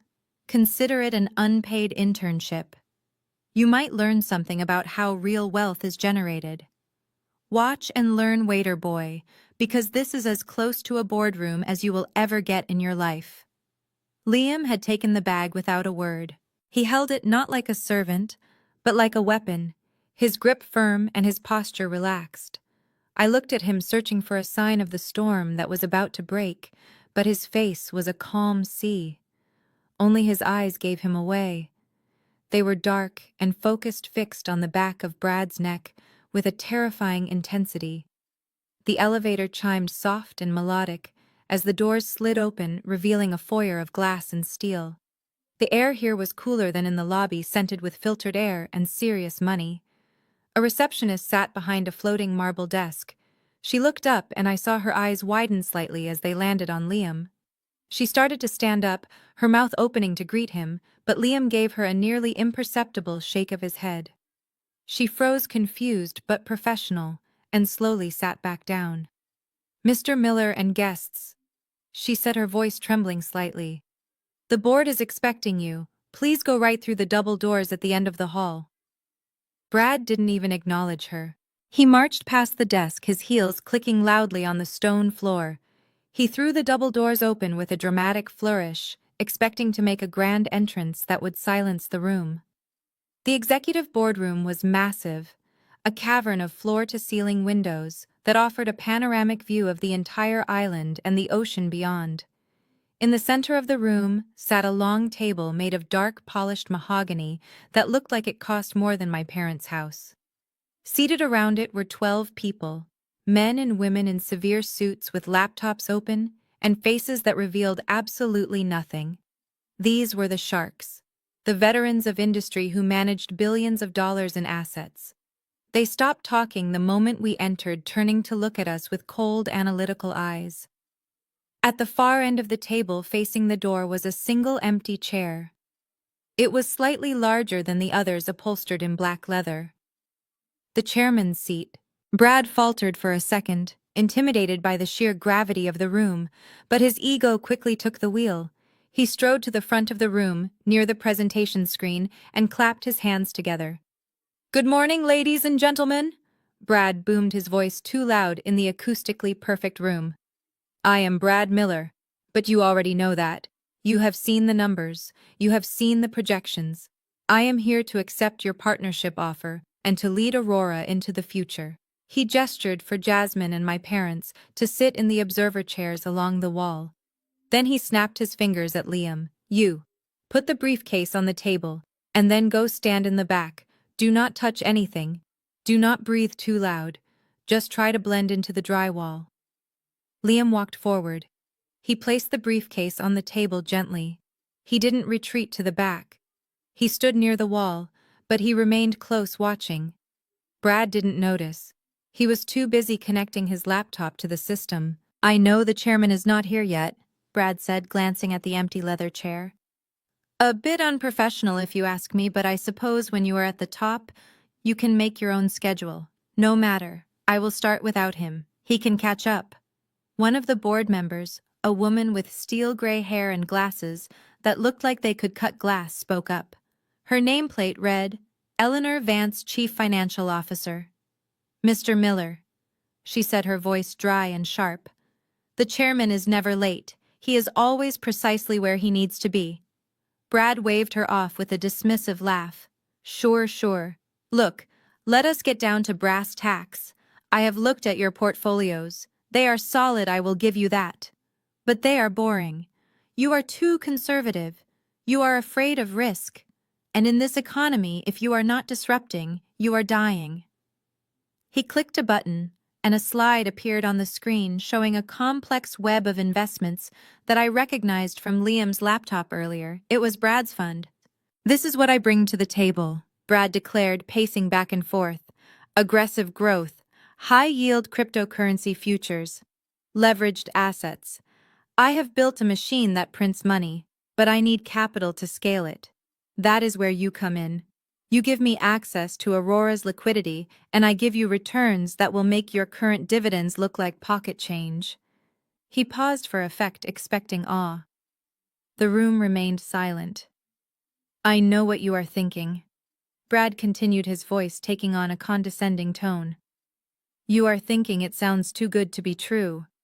That is because you are thinking like employees, not visionaries. The problem with this company is that it is run by dinosaurs. You are stuck in the past. You need a tiger. You need someone who isn't afraid to break a few rules to win. He leaned against the table, looking directly at the empty chair. Frankly, Brad said, smirking, I think your chairman knows this. That is why he hasn't shown his face in 5 years. He is hiding. He knows he has lost his touch. He needs a successor. And lucky for you, I am here to save his legacy from his own incompetence. A gasp came from the corner where my mother was sitting. Even she knew that insulting the owner of the company was a dangerous strategy. But Brad was drunk on his own voice. So Brad concluded, let us stop wasting time. Where is the contract? I assume the chairman has already signed off on it. I want to sign, get my access codes, and start cleaning house. Starting with whoever manages your hospitality audits, because I had a very unpleasant experience with a waiter yesterday. He laughed, looking back at Liam. Right, waiter boy. See, this is how the rich work. We walk into a room, we tell people what to do, and we walk out with a check. The room was deadly silent. The board members were not looking at Brad anymore. They were looking past him. They were looking at Liam. Eleanor Vance closed her laptop with a soft click. Mr. Miller, she said quietly, you are right about one thing. We do need to stop wasting time. She looked at the clock on the wall. The second hand ticked onto the 12. It was exactly 10 o'clock. The heavy double doors behind us didn't open. No one else walked in, but movement caught Brad's eye. Liam stepped away from the wall. Brad frowned, annoyed. Hey, I told you to stay put. Where do you think you are going? The bathroom is in the hallway. Liam didn't answer. He didn't look at Brad. He walked past him, his stride long and purposeful. He walked past the stunned board members who were now sitting up straighter in their chairs. He walked all the way to the head of the table. Brad laughed nervously. What are you doing? Are you crazy? Get away from that chair. That is the chairman's seat. You are going to get us all thrown out. Liam stopped behind the large black leather chair. He placed his hands on the back of it, the platinum watch on his wrist, catching the light from the window. Brad rushed forward, grabbing Liam's arm. Are you deaf? I said move. You are embarrassing me. You are just a servant. Liam turned his head slowly. He looked at Brad, and the expression on his face was terrifying. It was the look of a judge delivering a death sentence. Sit down, Brad, Liam said. His voice wasn't loud, but it carried a weight of authority that made the windows rattle. Brad froze, his hand falling from Liam's arm. What did you say to me? I said sit down, Liam repeated. And then, to the horror of my entire family, Liam pulled out the chairman's chair. He buttoned his suit jacket. He sat down at the head of the table. He rested his elbows on the mahogany, looking down the long line of executives. Good morning, everyone, Liam said, his voice clear and commanding. I apologize for the theatrical nature of this meeting, but sometimes you have to let a clown perform his entire act before you bring down the curtain. He turned to Eleanor Vance. Eleanor, please bring up the forensic audit of Mr. Miller's fund. I believe he mentioned something about aggressive growth. Let us show him the difference between growth and theft. Brad stood there, his mouth opening and closing like a fish on dry land. He looked at the empty chair that was now filled by the man he had called a waiter. He looked at the board members who were nodding respectfully at Liam, and then the realization hit him like a freight train. You, Brad whispered, his voice trembling. You are... Liam leaned back, steepling his fingers. I am the chairman, Liam said. And Brad, you are fired. The silence in the boardroom was shattered by Brad's voice, which rose to a screeching pitch that hurt my ears. He lunged forward, his hands trembling as he pointed a shaking finger at Liam. Get up! Brad screamed, his face turning a dangerous shade of purple. What do you think you are doing, you lunatic? That is the chairman's seat. You are staining the leather with your cheap suit. Get up immediately before I have security throw you off the balcony. Brad looked around the room, expecting the board members to jump to his defense, expecting them to be outraged that a servant had usurped the throne. But nobody moved. Eleanor Vance, the CFO, simply adjusted her glasses and looked at Brad with a mixture of pity and disgust. The other executives remained perfectly still, their eyes fixed on Liam, waiting for his command. Brad was too blinded by his own ego to see the reality in front of him.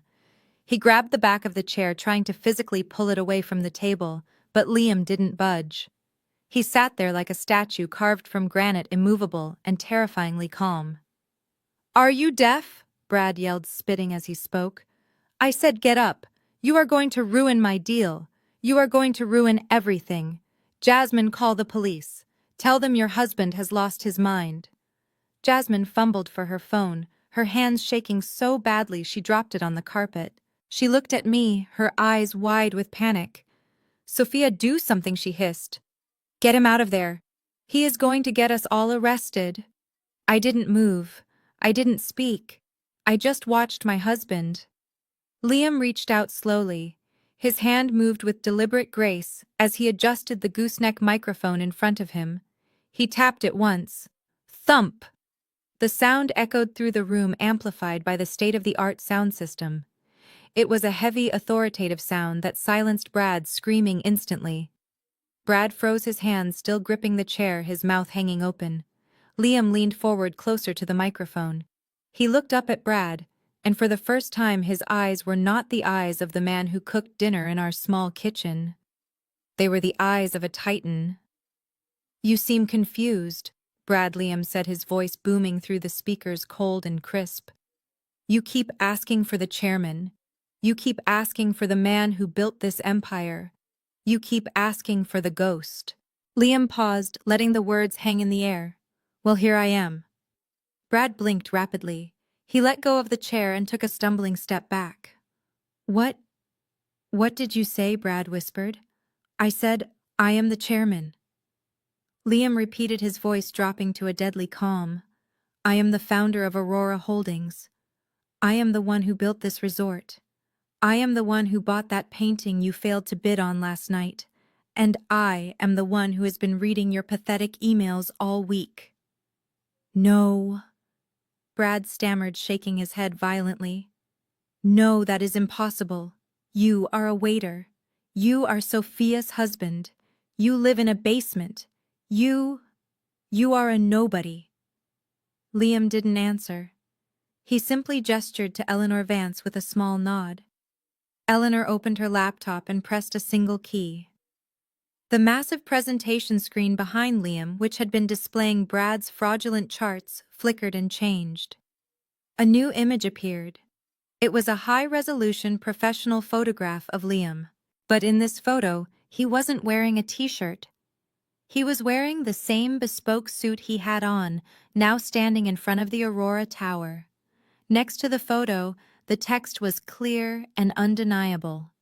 Liam Washington, founder and CEO of Aurora Holdings, net worth $12 billion, philanthropist of the year. Below that were headlines from Forbes and Wall Street Journal. The ghost of hospitality revealed. How Liam Washington built an empire from nothing. The man who owns the skyline. The room seemed to spin. I watched the blood drain from Brad's face until he looked like a corpse. He looked at the screen, then at Liam, then back at the screen. The resemblance was undeniable. The truth was staring him in the face in 40-foot high-definition pixels. "Oh my God," Jasmine whispered. She was holding a glass of water she had taken from the side table. Her fingers went numb. The glass slipped from her hand and shattered on the floor, the sound like a gunshot in the silent room. Water splashed over her designer shoes, but she didn't even flinch. She was staring at Liam with a look of absolute horror as the realization of what she had done crashed down on her. She had treated a billionaire like a slave. She had accused the owner of the resort of stealing a credit card that had his own name on it. But the most dramatic reaction came from the corner. My mother stood up slowly, clutching her chest. Her eyes were rolling back in her head. She looked at me, then at Liam, and her brain simply could not process the shift in reality. The son-in-law she had called trash. The man she had tried to evict. The man she had insulted every single day for years was the most powerful person she had ever met. "Liam," she gasped. And then her knees gave out. This wasn't one of her fake fainting spells designed to get attention. This was real. She collapsed onto the carpet with a dull thud, completely unconscious. My father rushed to her side, fanning her frantically, but his eyes never left Liam, filled with a terrifying mixture of awe and fear. Brad was still standing there, paralyzed. He looked like a man who had just watched a nuclear bomb go off in his living room. You own all of this." Brad rasped, his voice barely audible. "I do," Liam said, leaning back in the leather chair. "And as the owner, I have to make difficult decisions about who we partner with." Liam picked up a pen, twirling it effortlessly between his fingers. "You came here today asking for capital," Liam continued. "You came here asking for access to my network. You came here thinking you could charm the chairman. But Brad, you forgot the first rule of business. Character is currency, and you are bankrupt." Liam looked at the board members. "I believe we have heard enough," Liam said. "I am formally rejecting the proposal from Miller Capital. And Brad, consider yourself permanently blacklisted from any future dealings with Aurora or any of its subsidiaries. You are fired from my list of potential partners. In fact, you are fired from ever setting foot on my properties again." Brad let out a sound like a wounded animal. "You can't do that. I need this deal. My investors, they are waiting. I promised them." Liam stopped twirling the pen. He slammed it down on the table. "Your investors," Liam said, his voice turning hard as steel. "You mean the victims you scammed?" Liam reached under the table and pulled out a thick, heavy folder. It wasn't the thin marketing brochure Brad had brought. It was a thick dossier filled with legal documents and bank records. He threw the folder onto the mahogany table. It slid across the polished surface and stopped right in front of Brad. "Open it," Liam commanded. Brad looked at the folder. He didn't want to touch it. He looked like he wanted to run, to jump out the window, to disappear. "What is this?" Brad whispered. "That," Liam said, "is the result of the forensic audit I ordered last night. While you were busy bragging about a merger that didn't exist, my team was looking into your liquidity." Liam stood up now, towering over the table. "We found the shell companies, Brad. We found the offshore accounts in the Caymans where you were hiding the losses. We found the emails where you instructed your accountant to falsify the quarterly reports." Brad started to shake. No, that is private. You can't see that."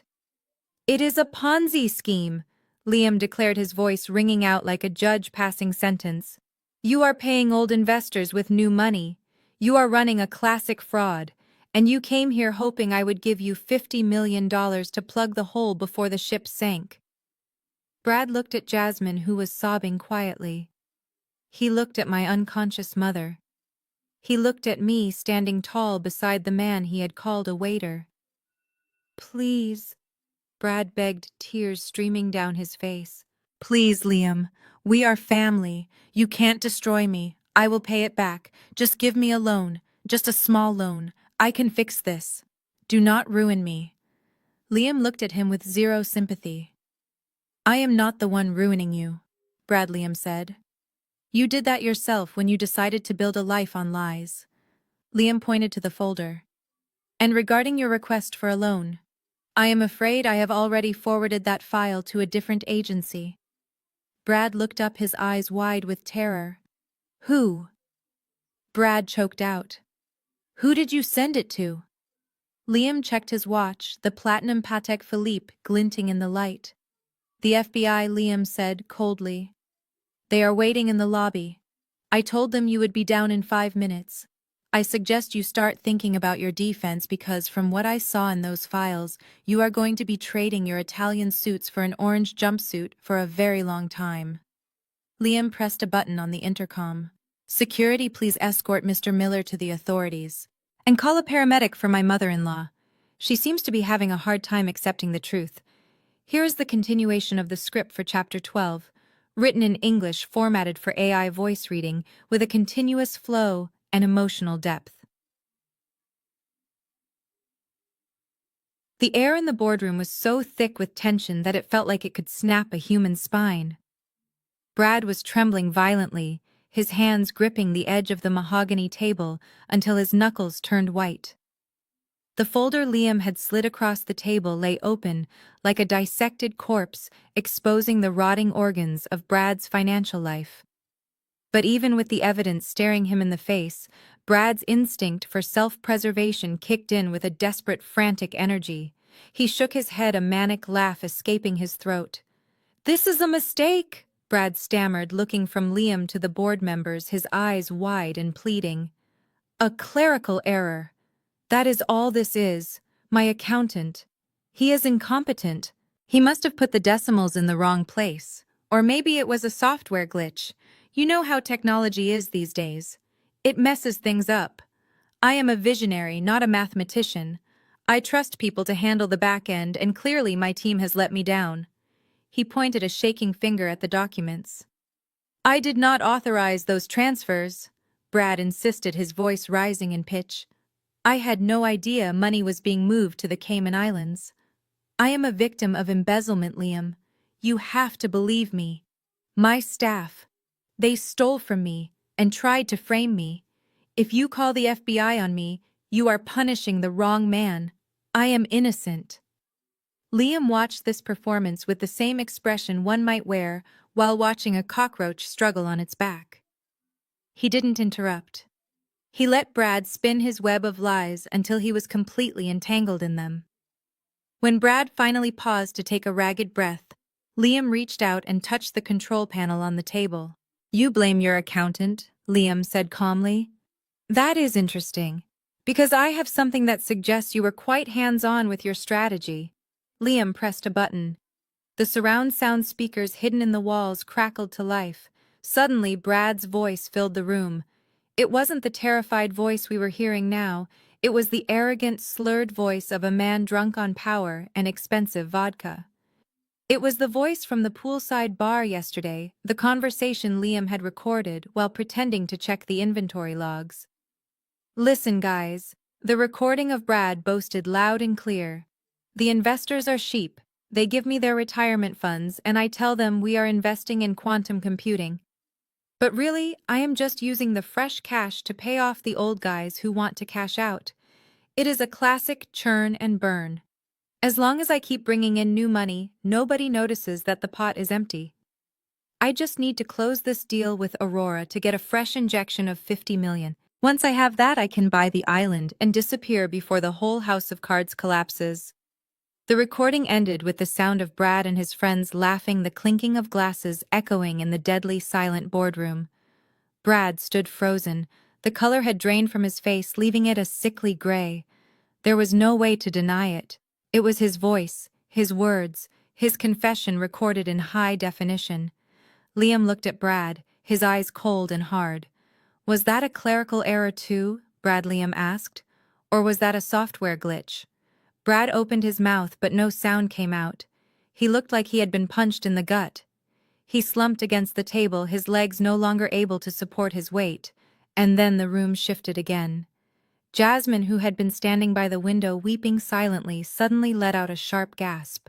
She looked at Brad with wide, horrified eyes as if seeing a monster for the first time. "But I knew my sister. I knew that look wasn't just horror, it was calculation." She was doing the math, and realizing that her golden ticket was about to go to prison, she lunged at him. "You liar!" Jasmine screamed, shoving Brad hard in the chest. Brad stumbled back, almost tripping over the chair. "Jasmine! Do not touch me!"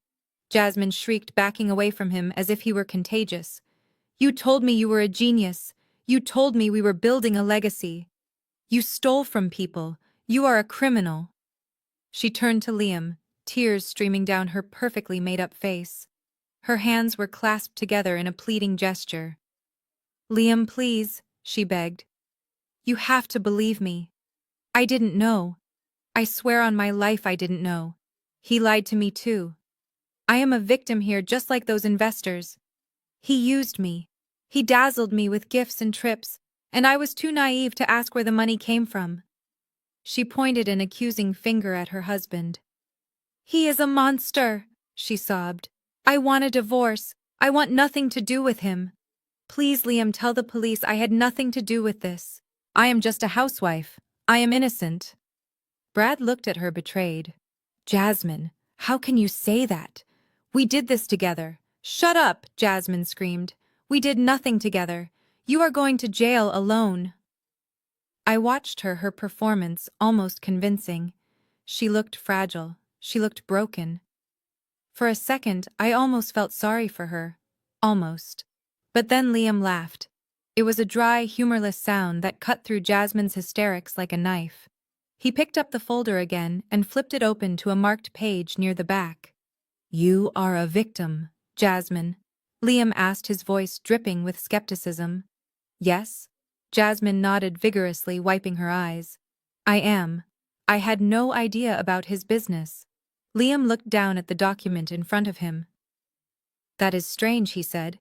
Because according to these incorporation papers filed in Panama, you are listed as the sole proprietor and CEO of 3 separate companies: JM Consulting, Sapphire Holdings, and Miller Lifestyle Group.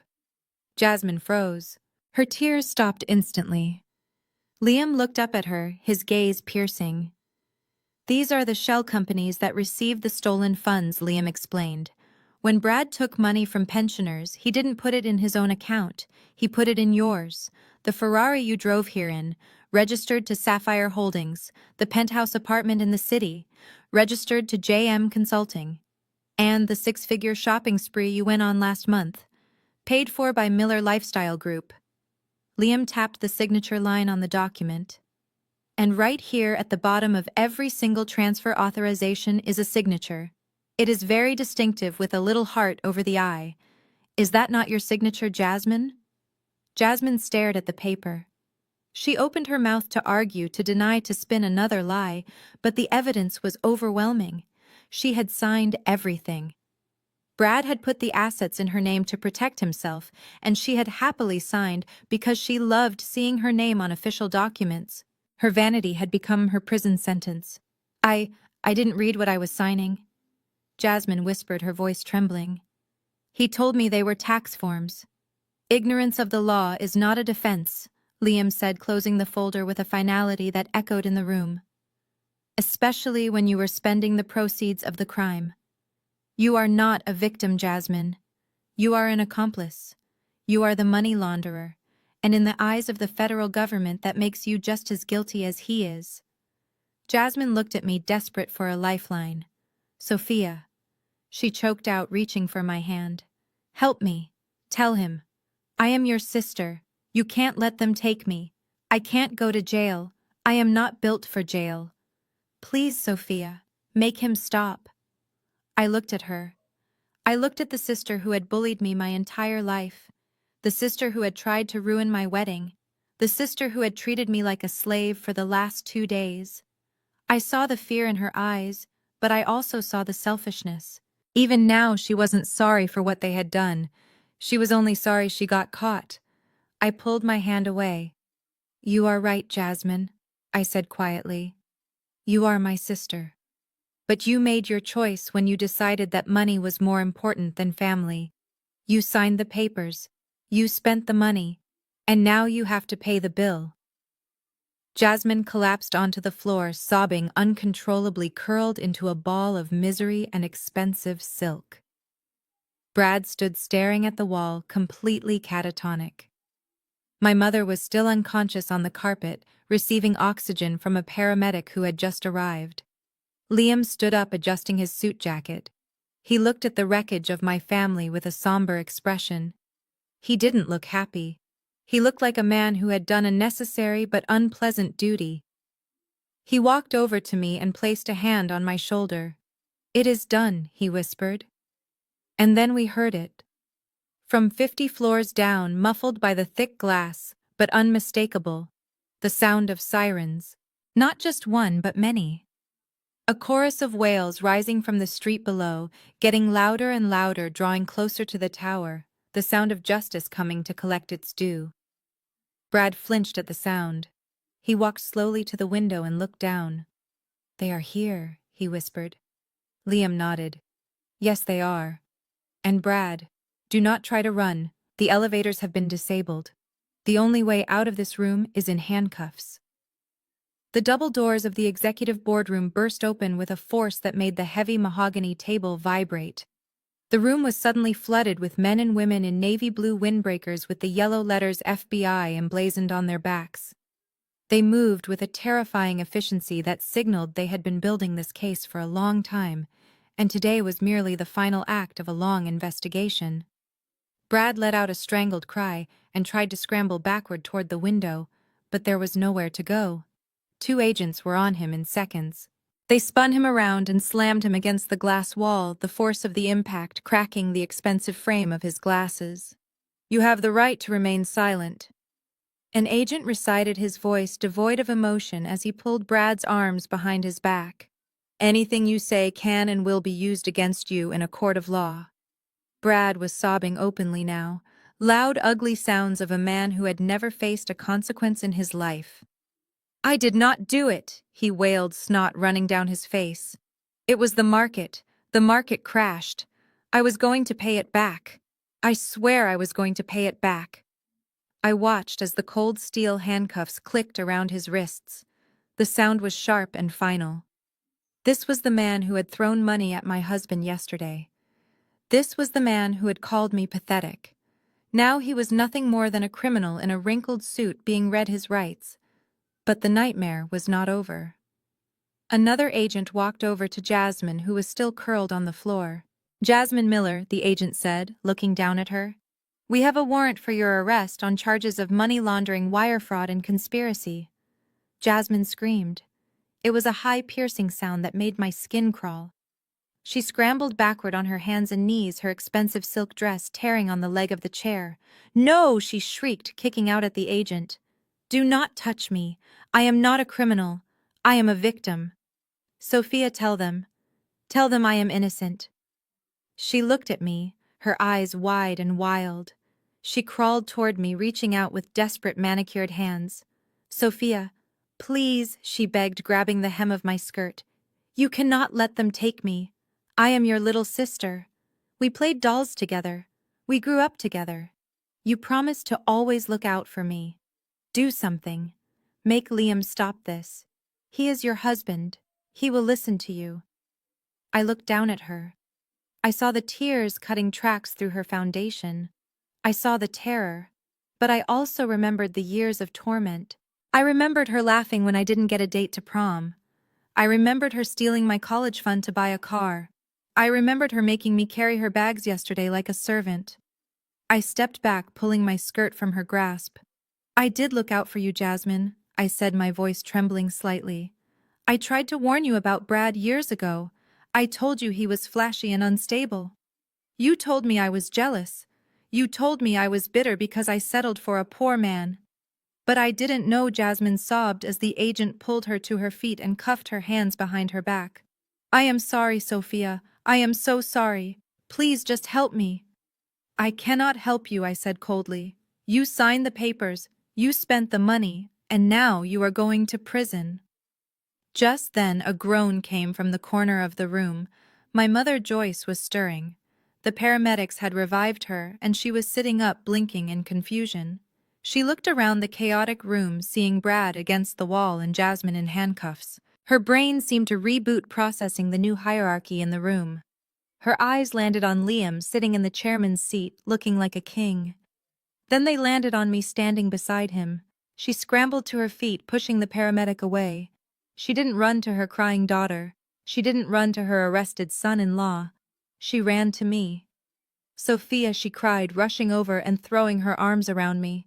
"Oh, my baby, my sweet, successful girl." I stood stiff as a board, my arms at my sides. The scent of her expensive perfume was suffocating.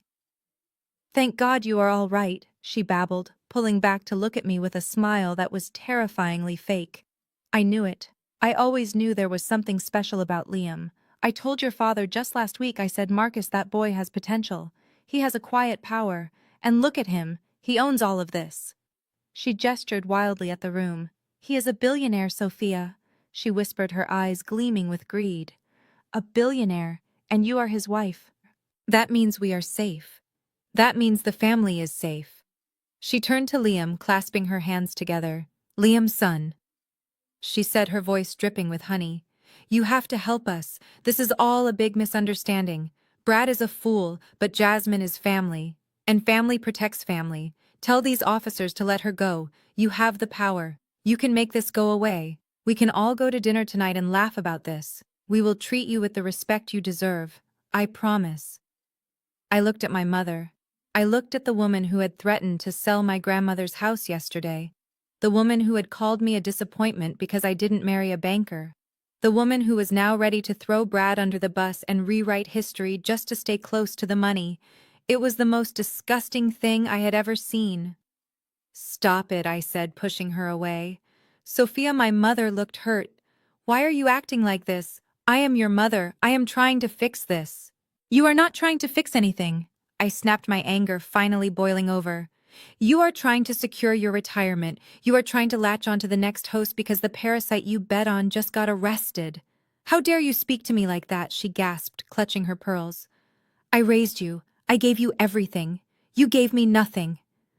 I shouted, my voice echoing in the boardroom. You gave me insecurities. You gave me doubt. You gave me a lifetime of feeling like I wasn't enough. I pointed at Liam, who was watching me with pride. Yesterday you told me he was an embarrassment, I said, my voice shaking. You told me he was a waiter. You told me I was pathetic for marrying him. You said I was ruining the family image. I was stressed. My mother stammered, backing away. I didn't mean it. You meant every word I said, stepping closer to her. You told me to divorce him. You told me to apologize to Brad. Well, look around, Mother. Brad is in handcuffs. And the waiter you spit on owns the building you are standing in. Sophia, please, she begged, reaching for my hand again. Do not do this. Do not turn your back on us. We need you. You need money, I corrected her, pulling my hand away as if she burned me. You do not need me. You never needed me. You just need someone to pay for your country club membership. Well, guess what? The bank is closed. I turned to Liam. I am done, I whispered. I want them gone. Liam stood up. He buttoned his jacket and walked around the table. He stood beside me, a towering wall of protection. He looked at the agents and then at the resort security team standing by the door. You heard my wife, Liam said, his voice low and dangerous. He looked at my mother, who was trembling, and at Jasmine, who was weeping in the grip of the FBI. Security, Liam barked. Yes, Mr. Chairman, the head of security responded instantly, stepping forward. Get these people out of my sight, Liam ordered, pointing at my family. Remove the prisoners to the federal transport, and remove this woman from the premises, revoke their access cards, cancel their reservations, and ensure that if they ever step foot on Aurora property again, they are arrested for trespassing.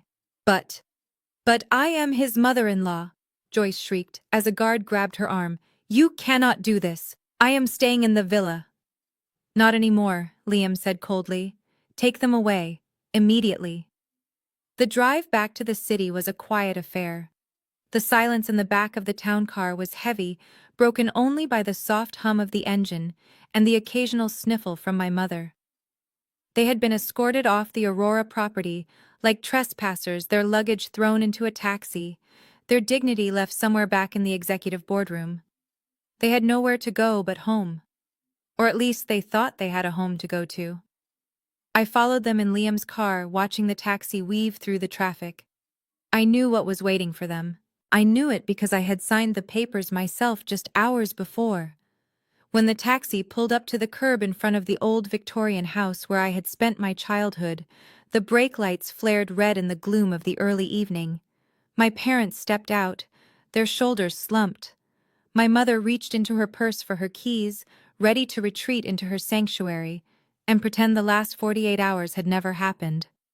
She walked up the front steps, her heels clicking on the wood. But as she reached for the door handle, she froze. There was a sticker on the door, a large bright orange notice that screamed authority. Foreclosure. Property of the bank. No trespassing. I parked behind them and watched as my mother tried to peel the sticker off her fingernails, scratching uselessly at the adhesive. She was frantic.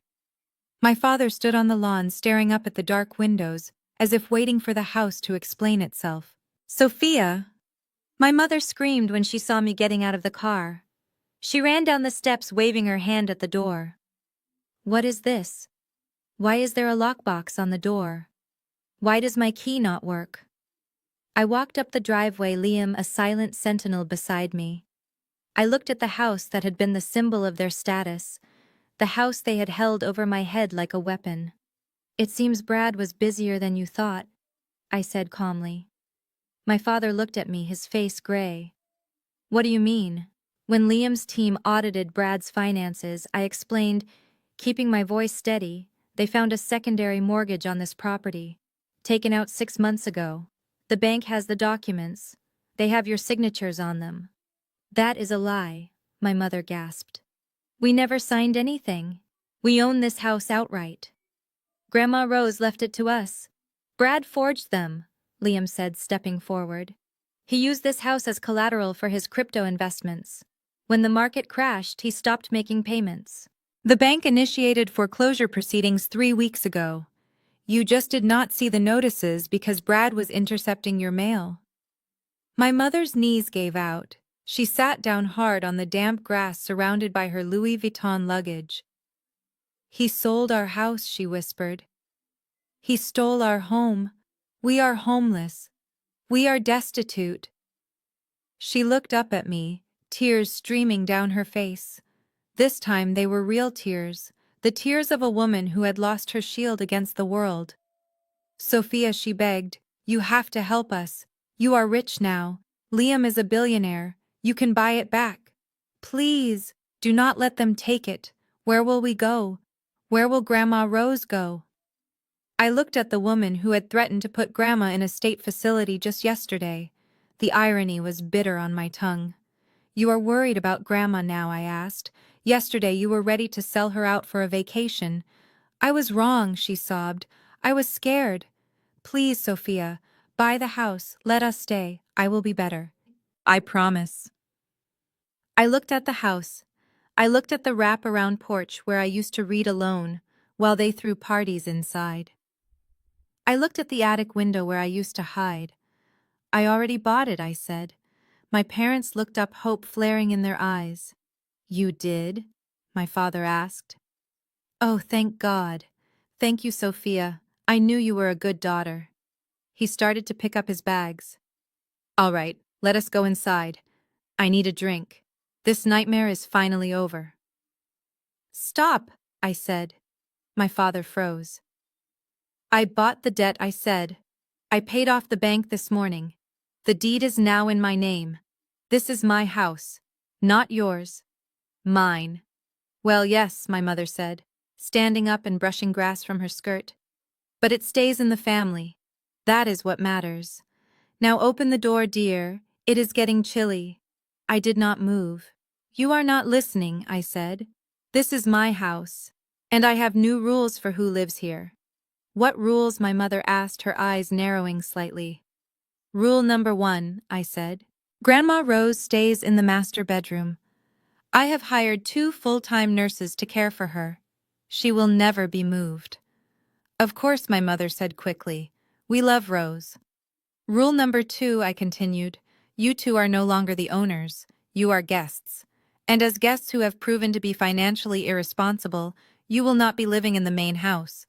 My mother stopped smiling. What? Where are we supposed to sleep? I pointed to the back of the property. There, nestled under the old oak trees, was the carriage house. It was a small converted shed that we used to use for storage. It had 1 room, a tiny bathroom, and a kitchenette. It was drafty, cramped, and needed a coat of paint. The carriage house, I said. It is dry. It is safe. And it is free. That is more than you deserve after what you did. You cannot be serious, my mother screeched. That is a shack. It is for servants. It is for people who have no other options. Liam interjected his voice, leaving no room for argument. Take it or leave it. If you do not want it, I can call a shelter downtown. They might have space. My parents looked at each other. They looked at the warm, lit windows of the main house, and then at the dark, cold shed. They realized they had no power. The dynamic had shifted permanently. Defeated, my father picked up the bags and began the long walk to the back of the yard. "What about Jasmine?" my mother asked, turning back. "When she gets out on bail, she cannot live in the shed with us. There is no room." I looked at the gate where a taxi had just dropped off a disheveled figure. It was Jasmine. She had been released on her own recognizance pending trial, stripped of her passport and her dignity. She walked up the driveway looking small and terrified. "Jasmine needs to learn the value of $1, I said. Jasmine approached us. She looked at the orange sticker on the door, then at me. She didn't say a word. She just looked tired. "You need a job, Jasmine," I said. "You have restitution to pay, and you need to pay rent if you want to stay in the carriage house with Mom and Dad." "A job," Jasmine whispered. "I do not have any skills. I have never worked a real day in my life." "I know," I said. "But lucky for you, my husband knows people." Liam reached into his jacket pocket. He pulled out a folded piece of paper and handed it to Jasmine. It was an employment application. "Aurora Resort and Spa." Jasmine read, her voice trembling. "We have an opening," Liam said with a small smile. "In the housekeeping department. It starts at minimum wage, but the tips can be good if you are fast." Jasmine stared at the paper. The housekeeping department. The very people she had terrorized for days. She would be cleaning the toilets she used to complain about. She would be changing the sheets for guests, like the one she thought she was. I cannot," Jasmine stammered. "You can and you will," I said, "because the alternative is prison." Jasmine looked at the application. She looked at her manicured hands, which were shaking. Then slowly she folded the paper and put it in her pocket. "What time do I start?" she whispered. 6 a.m., Liam said. "Don't be late. The head of housekeeping is very particular about punctuality." I watched them trudge toward the shed, the once mighty family now reduced to the reality they had tried so hard to avoid. I turned to Liam and took his hand. We walked up the steps of my house, my real home, and for the first time in my life, the air felt completely clean. 3 months later, we returned to the Napa Valley vineyard, where everything had fallen apart. The sun was setting in the exact same spot, casting long golden shadows across the rows of grapevines. But this time the air did not feel heavy with expectation or judgment. It felt light. It felt free. There were no Ferraris parked in the driveway, and no flashing cameras trying to capture content for social media. There were only 20 chairs set up on the grass, filled with the people who actually mattered. My colleagues from the library who had brought me soup when I was sick. Liam's old friends from his neighborhood who had known him before he made his first billion. Grandma Rose, who was sitting in the front row in her wheelchair, wrapped in a warm blanket, smiling with a clarity we had not seen in years. I stood at the altar in a simple white dress that moved with the breeze. It was not a designer gown covered in crystals. It was elegant and understated, just like the man standing in front of me. Liam looked at me with eyes that held no secrets anymore. He was not the ghost of Aurora Holdings today. He was just Liam, my husband, the man who had walked through fire to protect me. "Do you, Sophia, take this man?" the pastor asked, his voice warm and genuine. "I do," I whispered. And for the first time in my life, I felt completely, entirely enough. As we exchanged rings, I happened to look past Liam's shoulder toward the edge of the property. The vineyard bordered the service road that led to the Aurora Resort, and there was a chain-link fence separating the two worlds. Standing on the other side of that fence was a solitary figure. It was Jasmine. She was wearing the gray housekeeping uniform of the resort. It was ill-fitting and wrinkled at the hem. Her hair, which used to be perfectly blown out, was pulled back in a messy practical bun. She was holding a plastic bag, presumably her dinner for her break. She was watching us. From that distance, I could not see the details of her face, but I could feel her gaze. It wasn't the look of the golden child looking down on the scapegoat anymore. It was the look of someone standing in the cold, watching a fire they had extinguished with their own hands. She stood there for a long minute, watching the sister she had called a failure marry the billionaire she had called a servant. And then slowly she turned away. She walked back toward the service road, her shoulders slumped under the weight of a minimum wage shift and a lifetime of regret. She had traded her family for status, and now she had neither. I squeezed Liam's hand, bringing my attention back to the present. I didn't feel angry at her. I didn't even feel the need to gloat. I just felt a quiet sense of closure. She was part of my past, a lesson I had learned the hard way. But she was not part of my future. Later that evening, as the stars began to appear above the valley, my phone buzzed on the table. I glanced at the screen. It was a notification from the correction facility. Collect call from inmate Brad Miller. Accept or decline. I looked at the screen for a heartbeat. I imagined Brad sitting in a cell wearing the orange jumpsuit Liam had promised him, desperately trying to find someone, anyone who would listen to his lies. I imagined him calling my parents in the carriage house only to have them let it ring because they were too tired from painting their own walls to deal with his delusions. I pressed the red button declining the call. Then I blocked the number. I looked up to see Liam watching me, a glass of wine in his hand. "Everything okay?" he asked softly. "Everything is perfect," I said. I stood up and walked to the edge of the terrace, looking out over the land that we now owned. The wind played with my hair, and I took a deep breath, filling my lungs with the sweet night air. For years they told me I was broken. They called me the black sheep. They called me pathetic because I chose to work in a dusty library instead of chasing money. They mocked me for marrying a man who wore t-shirts and drove a truck. They thought that value was something you wore on your wrist or drove on the highway. But they forgot the most important lesson of all. Real kings do not need to wear crowns every day to know who they are, and real queens do not need to put others down to feel tall. I looked back at the party. My father was laughing with one of Liam's friends. My mother was sitting quietly by Grandma Rose, feeding her a piece of cake. They were humble now. They were learning. It would take time, and I would never fully trust them again, but they were learning that their place at the table was a privilege, not a right. The best revenge is not destroying the people who hurt you. It is not screaming or fighting or stooping to their level.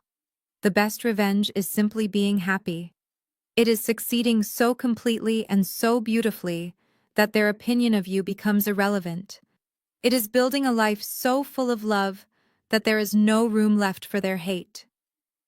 Liam walked over and wrapped his arms around me from behind, resting his chin on my shoulder. "What are you thinking about, Mrs. Washington?" he murmured. I leaned back into him, closing my eyes. "I am thinking that I love our story," I whispered. "I love it too," Liam said. He spun me around and kissed me under the moonlight, a kiss that promised a lifetime of quiet victories. We danced there on the terrace with no audience but the stars, and it was the richest moment of my life. Thank you for listening to my story. I know it was a long journey from that cold hospital floor to this beautiful vineyard, but I wanted to share every part of it with you. If you have ever felt underestimated by your family, or if you are currently fighting to find your voice in a toxic environment, please know that you are not alone. Your worth is not defined by how they treat you. It is defined by how you treat yourself. Have you ever had to cut ties with toxic family members to find your own peace? Or have you ever discovered that the people you thought were weak were actually the strongest ones in the room? I would love to hear your experiences in the comments below. Please hit that like button if you enjoyed this story and subscribe to the channel for more tales of justice, resilience, and the sweet taste of karma. Share this video with someone who needs a reminder that sometimes the underdog wins in the end. Until next time, remember to keep your head high and your circle small.